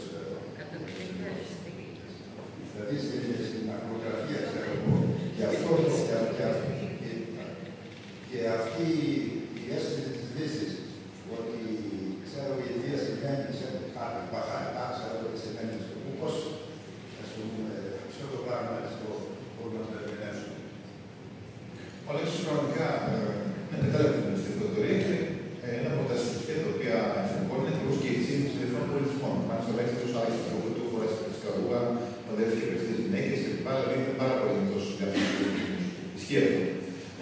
Παρ' όλα αυτά, αυτό που είχε πάντα εξάψει το αρχαίο ελληνικό φανταστικό ήταν η ιδέα. Η ιδέα της Ινδίας ως μιας μαγευτικής χώρας. Ναι, δηλαδή ήταν πάντα στο φανταστικό, ως κάποιος ξεχωριστός τόπος, με φιλοσοφική γνώση, με ελεύθερες παραδόσεις κλπ. Και ακριβώς ο Αλέξανδρος είχε με το επιτελείο του έφερε μεγάλο ενδιαφέρον και ενθουσιασμό για την ειδική παράδοση γνώση. Για τα ενδογενή συστήματα γνώσης, αυτό το έτσι, χώρια συστήματα γνώσης της Ινδίας. Τώρα, η άλλη είναι άλλη περίπτωση, και επειδή θέλω να επιστρέψω στην Ινδία και να εδώ, και από που ήρθα, είναι κάπως ευαίσθητο το ζήτημα. Οι Ινδοί όμως παρόλα αυτά είναι άνθρωποι οι οποίοι αναγνωρίζουν τα ωφέλη της αυτοκρατίας σε κάποιους τομείς όπως τη διοίκηση. Ενώ λοιπόν οι Άγγλοι απομίλησαν σαν αποτελεσματικό πλήθος της Ινδίας, όπως και πολλοί άλλοι κατακτητές της Ινδίας, Αφγανοί, Μουγγάλοι κλπ. Παρ' όλα αυτά οι Άγγλοι κληροδότησαν ένα πολύ σημαντικό σύστημα οργάνωσης της διοίκησης πάνω στο οποίο βασίζεται η σημερινή Ινδία. Καλώς ήρθατε. Οπότε, ουσιαστικά το αφήγημα είναι ότι υπήρχε δημοκρατία,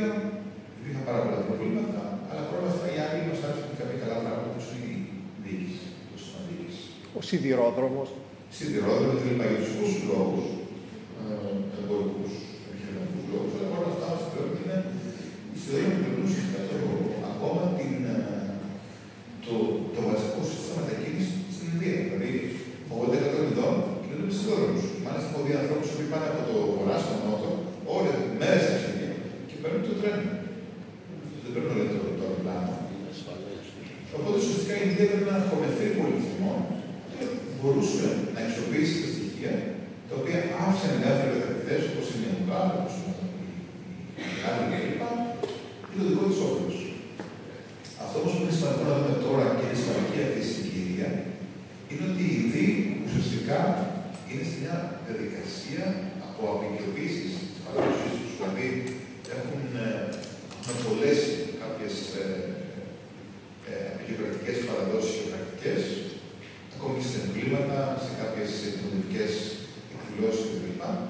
Και είναι προσιλωμένοι στο να ανακαλύψουν πάλι τη δική τους χώρια ενδογενή παράδοση. Αυτό είναι σημαντικό και θα δούμε πού θα οδηγήσει. Είναι κάτι το οποίο γίνεται στην Ινδία, είναι εξαιρετικά ενδιαφέρον.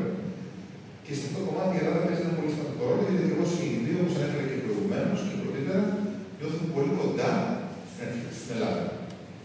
Δηλαδή είναι μια δυτική χώρα, η ευρωπαϊκή χώρα, τουλάχιστον, η οποία ακριβώς λόγω του κοινού πολιτισμού και ιστορικού υποβάθρου φαίνεται ότι είναι πολύ κοντά στην Ινδία. Και φυσικά δεν έχει το πετρελαιωτικό λάδι που έχουμε άλλες χώρες. Η Ελλάδα δεν είναι μια, τουλάχιστον η νότια Ελλάδα, δεν είναι μια πετρελαιωτική χώρα όπως η Αγγλία, η Γαλλία.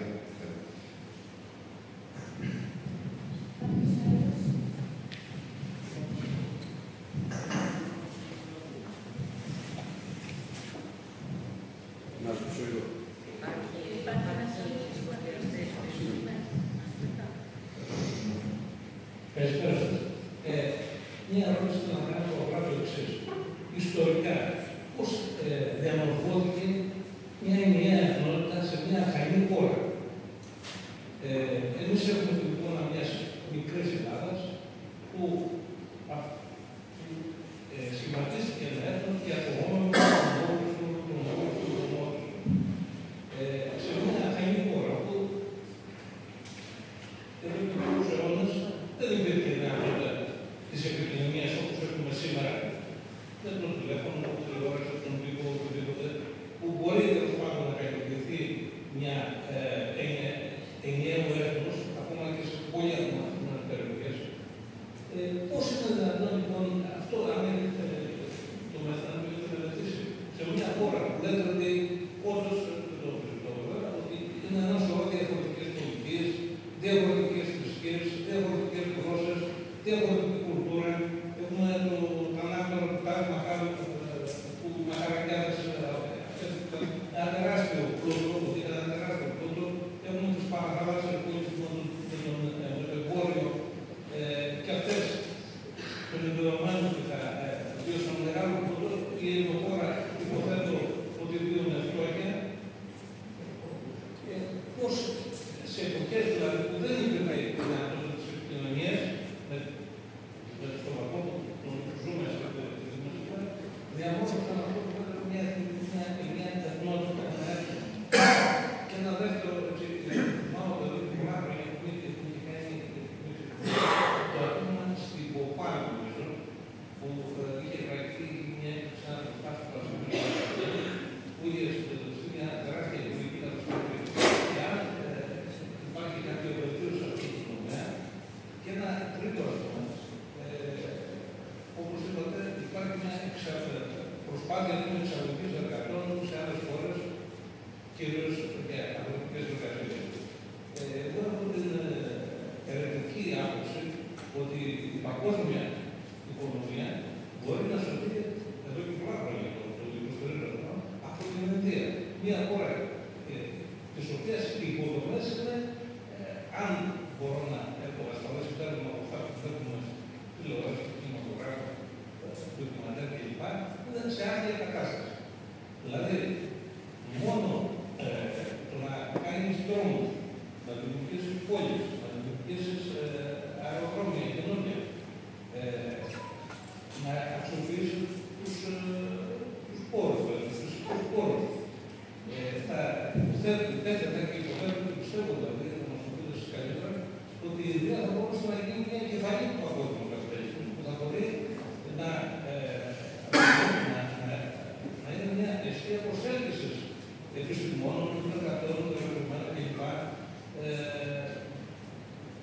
ανάπτυξη του καπιταλισμού κάτι είναι. Δηλαδή, δεν μας άρεσε τους ανθρώπους καλύτερα από ό,τι να δουν. Ευχαριστώ. Ξεκινήσω από τα εύκολα ερωτήματα. Το 2 είναι ότι ναι, έχει μια σημαντική πρόοδο στις υποδομές στην Ινδία, στα αεροδρόμια, στις πόλεις κλπ. Και η κυβέρνηση του κ. Μόντι έχει κάνει πολύ σημαντική δουλειά στον τομέα. Μπορεί να μην διαφωνεί με την ατζέντα του, αλλά πιστεύω ότι τα τελευταία χρόνια έχει γίνει πολύ σημαντική δουλειά σε ό,τι αφορά τις υποδομές στην Ινδία. Τα αεροδρόμια εξαιρετικά, ας πούμε. Όπως θέλουμε στο Μομπάι και ένα αεροδρόμιο το οποίο είναι φάμιλο, αλλά ακόμα και πολύ καλύτερο από τα αμερικανικά αεροδρόμια, ακόμα και ευρωπαϊκά αεροδρόμια. Στο τρίτο ερώτημα, η Ινδία θα μπορούσε πραγματικά να αποτελέσει ένα πόλο έλξης για επιστήμονες, όπως και είπα παλιότερα, μετά το ελληνικό όνειρο, το Ινδία, αλλά έχει πάρα πολύ από αυτό γιατί είναι πολύ μεγάλη χώρα, είναι πολλές δυνατότητες και θα χρειαστούν τουλάχιστον 40 χρόνια για να εκφραστεί η Ινδία και να φτάσει στο επίπεδο της Κίνας. Η διαφορετικότητα της Ινδίας είναι πηγή δύναμης, ισχυρός, αλλά είναι και μια πολύ μεγάλη πρόκληση. Γιατί είναι πολύ διαφορετικό, είναι πολύ δύσκολο να φέρει κανείς στο ίδιο επίπεδο τις διάφορες πολιτείες, όπως και η Ευρωπαϊκή Ένωση. Είναι πολύ δύσκολο να φτάσει η Ελλάδα στο επίπεδο της Σουηδίας, της Νορβηγίας και της Φιλανδίας. Υπάρχουν πολλές αυτές οι διαφορές οι οποίες είναι εγγενείς στο σύστημα και είναι σχετικά δύσκολο να τους φέρει σε ένα κοινό επίπεδο. Διάφορες πολιτείες της Ινδίας. Υπάρχουν και πολλά βέβαια εγγενή προβλήματα, όπως το Λιθουανάκι, το πολιτικό σύστημα κλπ. Το είπαμε και σε πολλές άλλες χώρες. Θα έχει λοιπόν πάρα πολλούς χρόνους για να φτάσει η Ινδία ακριβώς λόγω της διαφορετικότητας που χαρακτηρίζει στο επίπεδο της Κίνας. Η οποία πράγματι κατάφερε στα τελευταία χρόνια να γίνει μια πολύ μεγάλη δύναμη και στρατιωτικά και εμπορικά και οικονομικά και να λειτουργεί κάπως με ένα πιο ομοιογενή τρόπο. Σε ό,τι αφορά το πρώτο ερώτημα που αναφέρεται σχετικά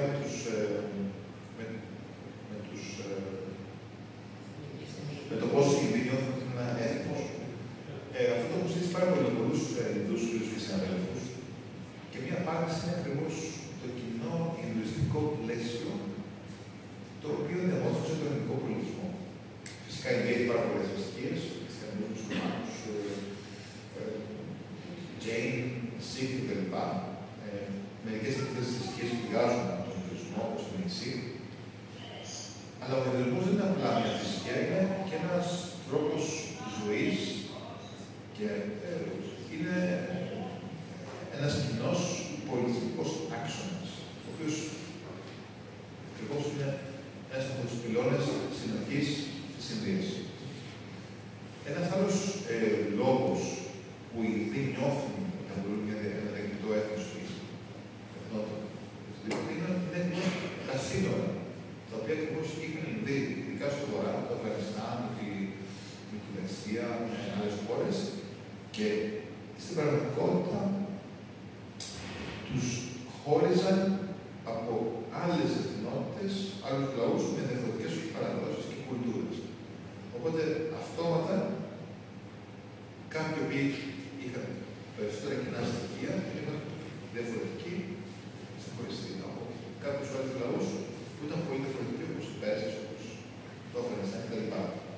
Υπάρχει λοιπόν ο γεωγραφικός παράγοντας, ο οποίος χώριζε την Ήπειρο από άλλους λαούς, αλλά και κάποια πολιτισμικά στοιχεία όπως ο Ινδουισμός, τα οποία ακριβώς ήταν ένα από τα θεμέλια της πολιτισμικής συνέχειας της Ινδίας.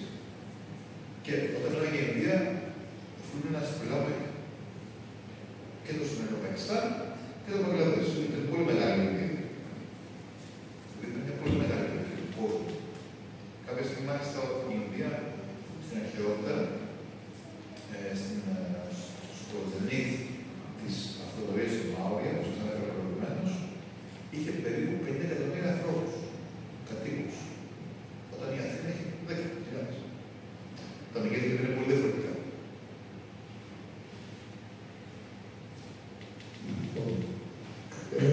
Θα ήθελα μια ερώτηση για το Ισλάμ, το οποίο έχει πίσω το Πακιστάν, το οποίο Πακιστάν είναι κομμάτι της Ινδίας, και πόσο το Ισλάμ έχει εισβάλει στην Ινδία και αν επηρεάζει σε μια τεράστια χώρα τώρα σήμερα, στις που είστε από κοντά, το Ισλάμ μπαίνει δηλαδή δυναμικά και στην Ινδία. Μία άλλη πρόσφατα διάβασα δύο βιβλία τη συντονίστηκε για τη σύγχρονη Ινδία και του ανέγγιους. Εγώ νόμιζα ότι έχω ταξιδέψει πολλά χρόνια προς τα εκεί, νόμιζα ότι αυτό όσο πάει και χάνεται. Νομίζω ότι είναι και σημερινό φαινόμενο οι ανέγγιοι στους οποίους απαγορεύεται να έρθουν σε επαφή με μεσαίες τάξεις ανώτερες και καθαρίζουν πιστόλες, δεν τα ξέρετε, το τα ξέρετε μάλλον καλύτερα από μένα. Υπάρχει ένα τεράστιο ποσοστό εκατομμυρίων ανθρώπων που ακόμα δεν τους επιτρέπεται να ανέβουν σε μια πιο πάνω τάξη. Οι κάστοι δηλαδή δεν τους επιτρέπουν να ανέβουν. Νομίζω ότι εξαιρετικά καλύτερα συμβαίνει και σήμερα σε μεγάλο βαθμό. Αυτά. Σε κάθε κοινωνία υπάρχουν πιο ειδικές επιλήψεις και υπάρχουν στους άνθρωποι, ακόμη και σήμερα, οι οποίοι πιστεύουν σε αυτό το μοντέλο που φέρνει και τους ανέγγιους κλπ. Τους άλλους και δεν έχουν κάποια έκθεση μαζί τους, κάποιος που δεν συμπροθίζονται με αυτές τις τάξεις. Αλλά αυτό είναι μια πιο συνειδητική αντίληψη. Η σημερινή κοινωνία είναι πολύ πιο άνετα με αυτές τις αντιλήψεις. Υπάρχει mobility, η κινητικότητα και φυσικά ένα φιλελεύθερο σύστημα στο οποίο υπάρχει και κινητικότητα σε αφορά το χρήμα και τις επιχειρήσεις, συμβάλλει στο κανείς να μπορεί να κινείται πιο άνετα σε διάφορες κοινωνικές τάξεις, όπως και στην Αμερική. Στη ΣΥΠΑ, η κινητικότητα είναι πιο εύκολη από ό,τι παλιά, γιατί όπως υπάρχει το επιχειρηματικό όραμα, το χρήμα το οποίο ουσιαστικά καταλύει αυτές τις διαφορές. Παρ' όλα αυτά πράγματα υπάρχουν αυτοί οι διαχωρισμοί, υπάρχουν αυτές τις επιλήψεις, αλλά σε χώρες όπως ένα αστικό περιβάλλον, όπως η Βελγική, για παράδειγμα, μεγάλα αστικά περιβάλλοντα που έχουν από διάφορες πολιτείες και κάσεις κλπ. Νομίζω έχει αμβληθεί η σημασία τους σε ό,τι αφορά τον διαχωρισμό των ανθρώπων. Το άλλο που θα σας πει είναι ακριβώς. Στο Ισλάμ, η βία φιλοξενεί μια πολύ μεγάλη μουσουλμανική κοινότητα. Είναι βία φιλοξενεί και το Πακιστάν, σε ελληνικά. Υπάρχει το Ισλάμ ως θρησκεία, υπάρχουν και κάποιοι μουσουλμάνοι, κάποια στοιχεία τα οποία προξενούν κάποια προβλήματα όπως κι άλλο από κάθε θρησκεία. Οπότε το Ισλάμ είναι ένα πράγμα και η Ινδία έχει συγκεκριθεί με την ιδέα. Το Ισλάμ αποτελεί ένα από τα γενή στοιχεία του πολιτισμού της. Το Ισλάμ είναι πανταχή, υπάρχουν Μουγκάλ, πολλούς αιώνες διοίκησης του Μουγκάλ και υπάρχουν Ινδοί οι οποίοι είναι μουσουλμάνοι. Όπως και σε άλλες χώρες υπάρχουν μουσουλμάνοι. Οπότε η Ινδία ουσιαστικά έχει προσπαθεί να συγκροτήσει την ιδέα ότι ακριβώς το μουσουλμανικό στοιχείο, το οποίο είναι περίπου ένα έκτο έδαφο του πληθυσμού της, διαδραματίζει ένα πολύ σημαντικό ρόλο στην πολιτική και κοινωνική ζωή της Ινδίας. Πολλοί ηθοποιοί, πολλοί καλλιτέχνες είναι μουσουλμάνες, δεν υπάρχει πολύ πρόβλημα. Από την άλλη μεριά υπάρχουν προβλήματα του Πακιστάν, προφανώς. Όχι επειδή είναι μουσουλμανική χώρα, επειδή έχει μια διαφορετική γεωπολιτική ατζέντα. Αλλά στη συνέχεια η μεγαλύτερη πρόκληση για την Ινδία δεν είναι το Πακιστάν, είναι η Κίνα. Δηλαδή το Πακιστάν το έχει υπερκεράσει πια η Ινδία ως τη σοβαρότερη απειλή. Ο μεγάλος ελέφαντας στο δωμάτιο είναι πια η Κίνα και ολόκληρο το δισκόρς στην αυτή της Ινδίας είναι ακριβώς το πώς να αντιμετωπίσει τις προκλήσεις οι οποίες απορρέουν από την Κίνα και ειδικά στη θάλασσα.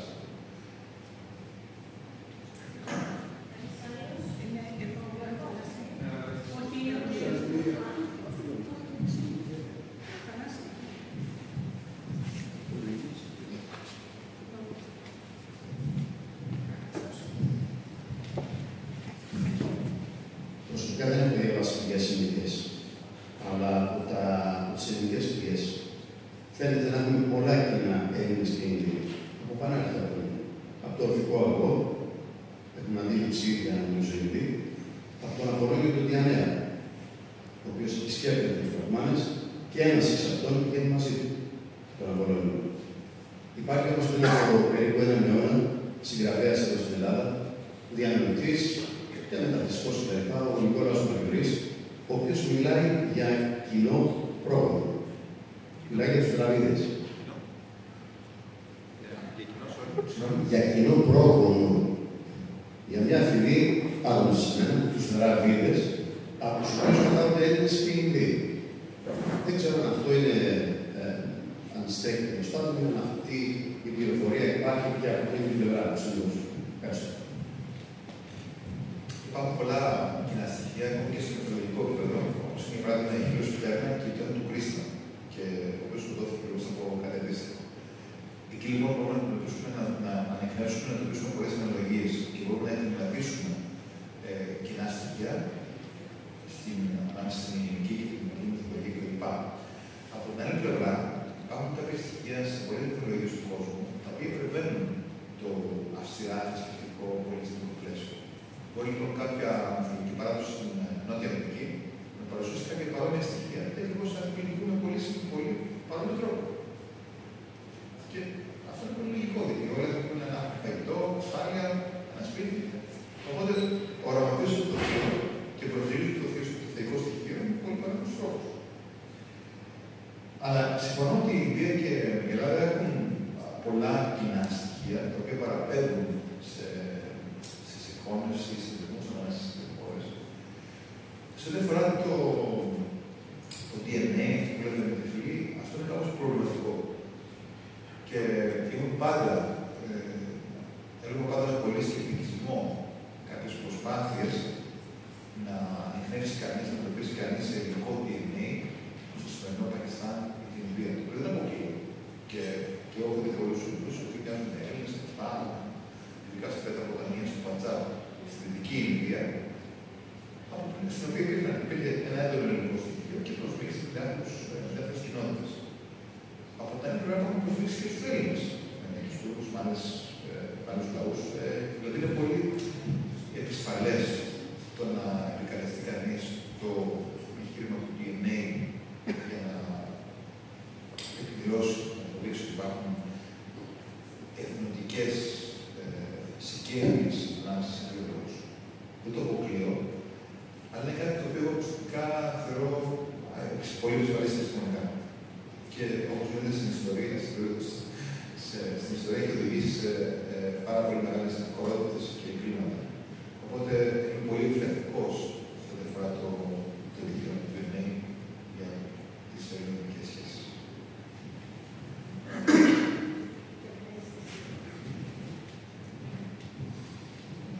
Καταρχήν, σας ευχαριστώ πάρα πολύ για την τόσο ενδιαφέρουσα τοποθέτηση, η οποία πρόσφερε τουλάχιστον σε μένα και πολλά καινούργια πράγματα, αλλά και αυτά που ήδη ήξερα τα έβαλα σε μια σειρά. Και αυτό είναι πολύ σημαντικό και έκανε την τοποθέτησή σας πραγματικά, ας πούμε, να έχει μία οπτική και έναν τρόπο να ανοιχνεύει κανείς τα πράγματα έξω από αυτό το οποίο ισχύει από τις γνώσεις μας ή από αυτό το οποίο ο καθένας έχει ως προσλαμβάνουσα για αυτή τη χώρα, για την Ινδία. Τώρα, από αυτά τα οποία είπατε, στάθηκα στο κομμάτι της συγγένειάς μας ως δύο χώρες που αναδεικνύουν πάρα πολύ τη δημοκρατία. Κάνω κάποιες σκέψεις και θα ήθελα, ας πούμε, να τις πω. Μπορεί να είναι και εντελώς λάθος και να τις βάλετε εσείς στη σωστή τους διάσταση. Ότι όλοι γνωρίζουμε ότι η νεότερη ιστορία της Ινδίας σαφώς διακατέχεται από δημοκρατία και σαφώς διακατέχεται από πρακτικές, αγώνες, όλοι γνωρίζουμε κάτι και όλα τα σχετικά. Σε ένα προηγούμενο κομμάτι της Ινδίας, δηλαδή σε παλαιότερους χρόνους, δυσκολεύομαι πριν την αγγλική αποκρατία, δυσκολεύομαι πάρα πολύ να το καταλάβω, να καταλάβω τη δημοκρατία, διότι υπήρχαν πολύ μεγάλες διαφορές που δεν τις ενοχλούσαν. Δηλαδή οι μακραγιάδες με την υπέρπολη ζωή και τα αμύθιτα πλούτη και οι πάρα πολύ φτωχοί.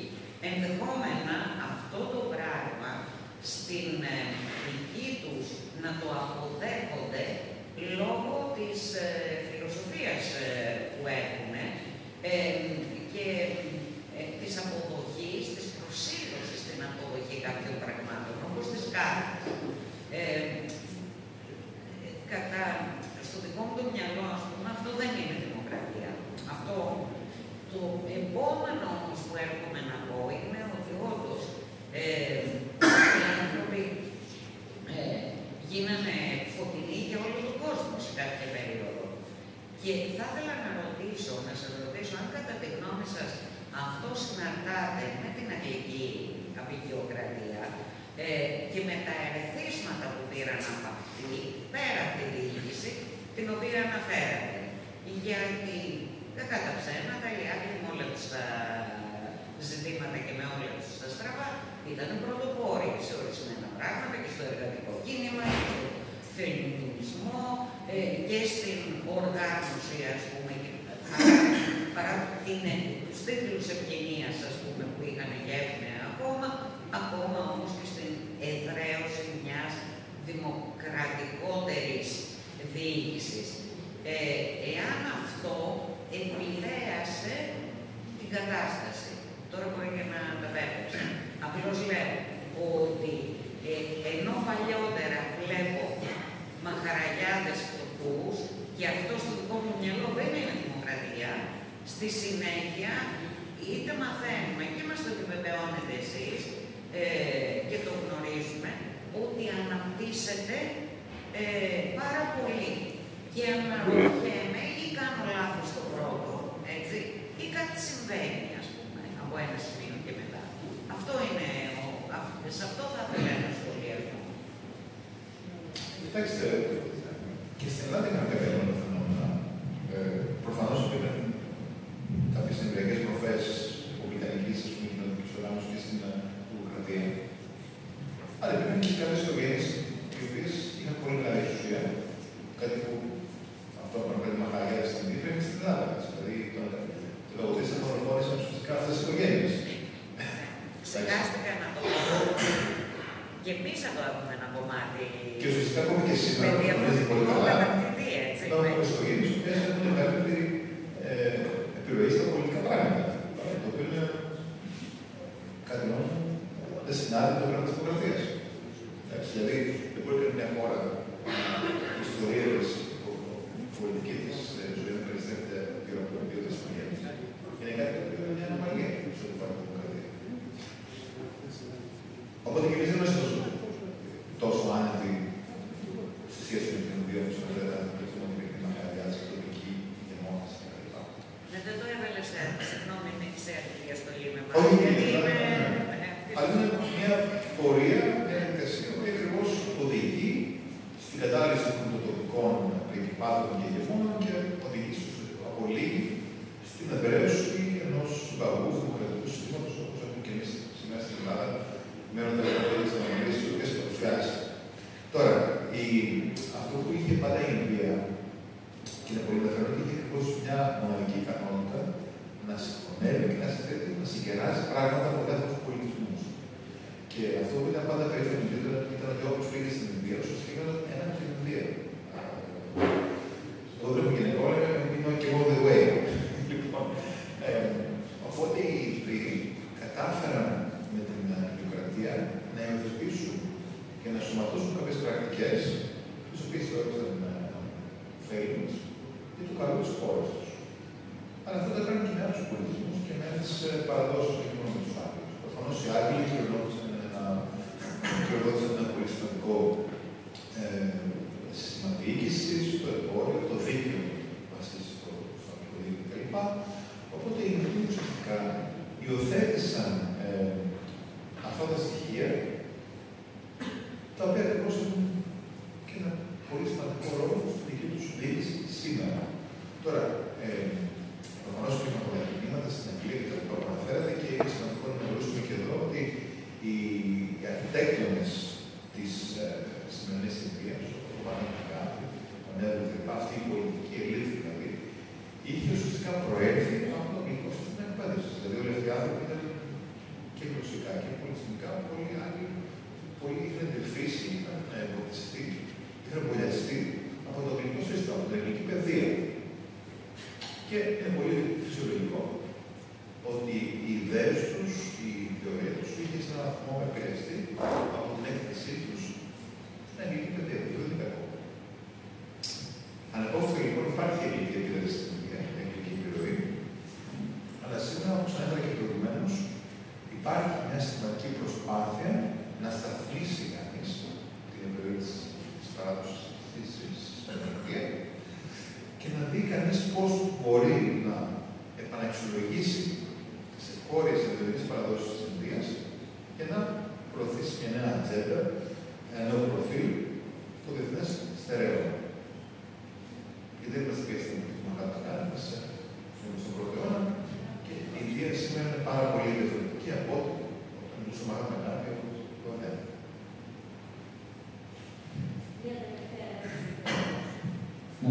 Εδώ κάνει καταρχάς εντύπωση αυτό που είπατε για τα 15 άτομα.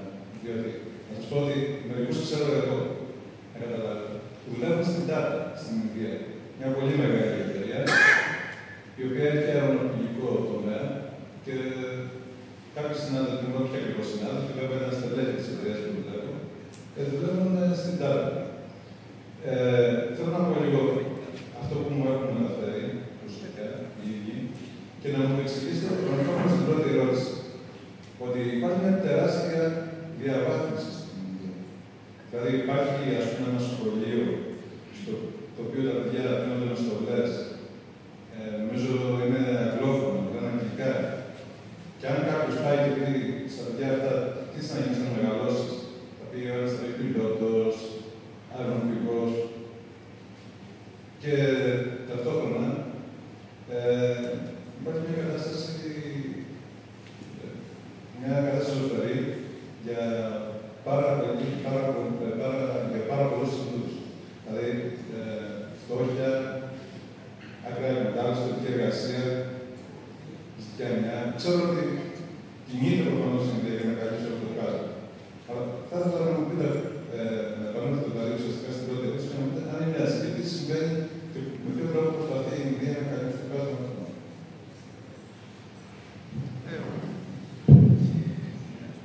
Υπάρχουν κοινωνικές και οικονομικές ανισότητες. Και είναι γεγονός ότι οι καλύτεροι μαθητές στην Ινδία τη στιγμή αυτή επιλέγουν τις θετικές επιστήμες. Δηλαδή, οι πιο ευφυείς, οι πιο καλοί μαθητές συνήθως επιλέγουν να γίνουν engineers, μηχανικοί ή γιατροί. Πέρα από πολλοί λίγους οι οποίοι έχουν την οικονομική ευκαιρία να επιδοθούν στις θετικές επιστήμες. Και μάλιστα πάρα πολλοί συνάδελφοι που έχω εγώ στις ιστορίες του βίου κλπ. Είναι κάποιοι οποίοι σπούδασαν στην αρχή engineering και μετά πήγαν στις ιστορικές επιστήμες και τους άλλους. Υπάρχει πλέον αυτή η τάση. Και όπως γνωρίζετε, πολλοί CEOs της ΥΠΑ κλπ. Ειδικά στο τομέα των IT είναι Ινδοί. Τώρα, σε ό,τι αφορά τις κοινωνικές ανισότητες, πράγματι υπάρχουν διαφορές και αυτό είναι το μεγάλο στίχημα της Ινδίας, να καταφέρει να γεφυρώσει ή να δαμάσει αυτές τις ανισότητες και να φέρει τους ανθρώπους σε ένα κοινό επίπεδο, ειδικά σε ό,τι αφορά την κοινωνική πρόνοια, το σύστημα υγείας, κάποια βασικά δικαιώματα, κάποιες βασικές παροχές, οι οποίες προσφέρει το κράτος στον πολίτη του. Και έχουν γίνει πολύ σημαντικά βήματα. Για παράδειγμα, κάτι που είναι καινοφανές στην Ινδία είναι η πληρωμή μέσω ηλεκτρονικών πλατφόρμων. Η κυβέρνηση εγκαινίασε και παγίωσε ένα σύστημα πληρωμών με σκάμ, το οποίο ακριβώς επιτρέπει στους ανθρώπους να πληρώνουν ακόμα και πολύ απλά πράγματα, με 10 ρουπίες με 10 cent να τσάι, μέσω του τηλεφώνου. Το οποίο δεν κάνουμε κάτι στην Ελλάδα. Στην Ελλάδα έχουμε να δημιουργούμε cash, με τριτά. Η Ινδία λοιπόν είναι πολύ μπροστά σε φορά τις πληρωμές, για παράδειγμα, και ακόμη και πιο απλά θα φανταζόταν κανείς ότι δεν έχουμε καμία ιδέα σχετικά με το πώς θα αντιμετωπίσουν το τηλεφωνό τους, πληρώνουμε online.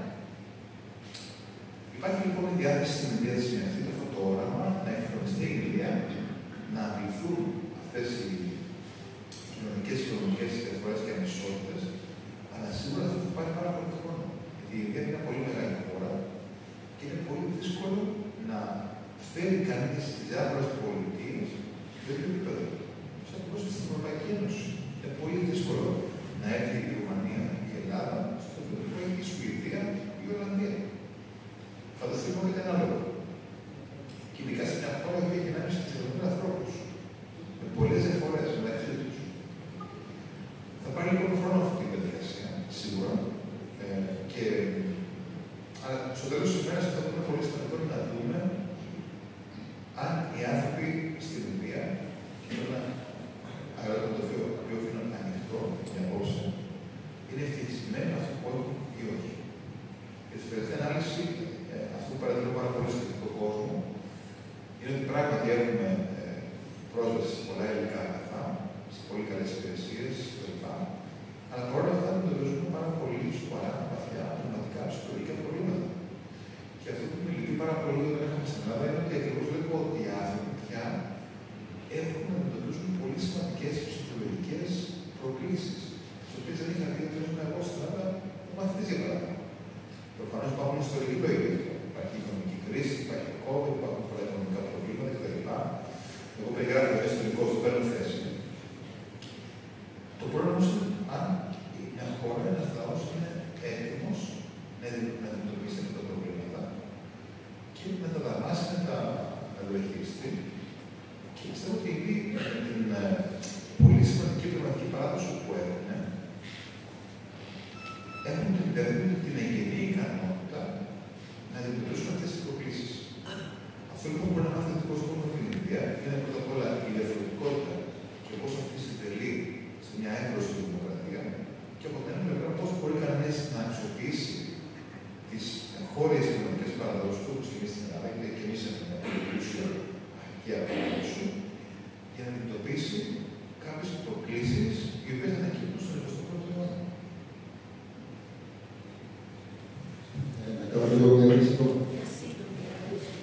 θα ήθελα ένα ψυχογράφημα του ψυχογράφημα, επειδή πρόκειται να έρθει κιόλας και δύο εδώ πέρα.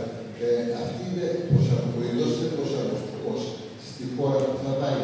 Δηλαδή, θα αποδεχθεί την παιδεία, θα πάει τα παιδιά του σχολείο, θα ανοίξει μαγαζό. Γιατί τώρα βλέπουμε τον Έλληνα ή τον Αλβανό, τέλος πάντων, η ζώνη που πάει. Εδώ στην Ελλάδα λοιπόν οι Αφρικανοί έχουν ριζώσει, οι Αλβανοί έχουν ριζώσει. Οι Κινέζοι δεν έχουν ριζώσει. Δηλαδή θα μπουν μέσα στην κοινωνία ή θα μπορέσουν να προσαρμοστούν, δηλαδή. Κοιτάξτε, η Κίνα θα παρουσιάσει κάποια πολύ μεγάλη προσφορά. Βλέπουμε το 4 εκατομμύρια στην Αφρική. Είναι ένα πληθυσμό όπως η Ισπανία σε όλο τον κόσμο. Και βλέπει πώ κάνει την έκθεση στην αγγλική γλώσσα, να πάνε για του πιο εύκολο να κινούνται σε διάφορες περιοχές του κόσμου και φυσικά και στις χώρες της ΗΠΑ. Ενώ οι Κινέζοι είχαν μια πολύ διαφορετική παράδοση. Και οι Ινδοί είχαν πάντα την έκθεση στη κρίση μέσω της βιογραφίας κλπ. Τώρα, το ερώτημα είναι αν η Ελλάδα είναι έτοιμη και πρόθυμη να φιλοξενήσει τους Ινδούς και να τους δώσει κάποια βασικά δικαιώματα όπως φόρου λατρείας κτλ. Δηλαδή, όπως γνωρίζετε, έχουν υπάρξει στο παρελθόν αντιδράσεις σχετικά με την δημιουργία των χώρων κλπ. Για αυτές τις κοινότητες. Είναι λοιπόν η προσαρμοστικότητα είναι στην ιστόσα της ικανότητας του επισκέπτη να προσαρμοστεί, να αντιμετωπίσει τις πρακτικές της χώρας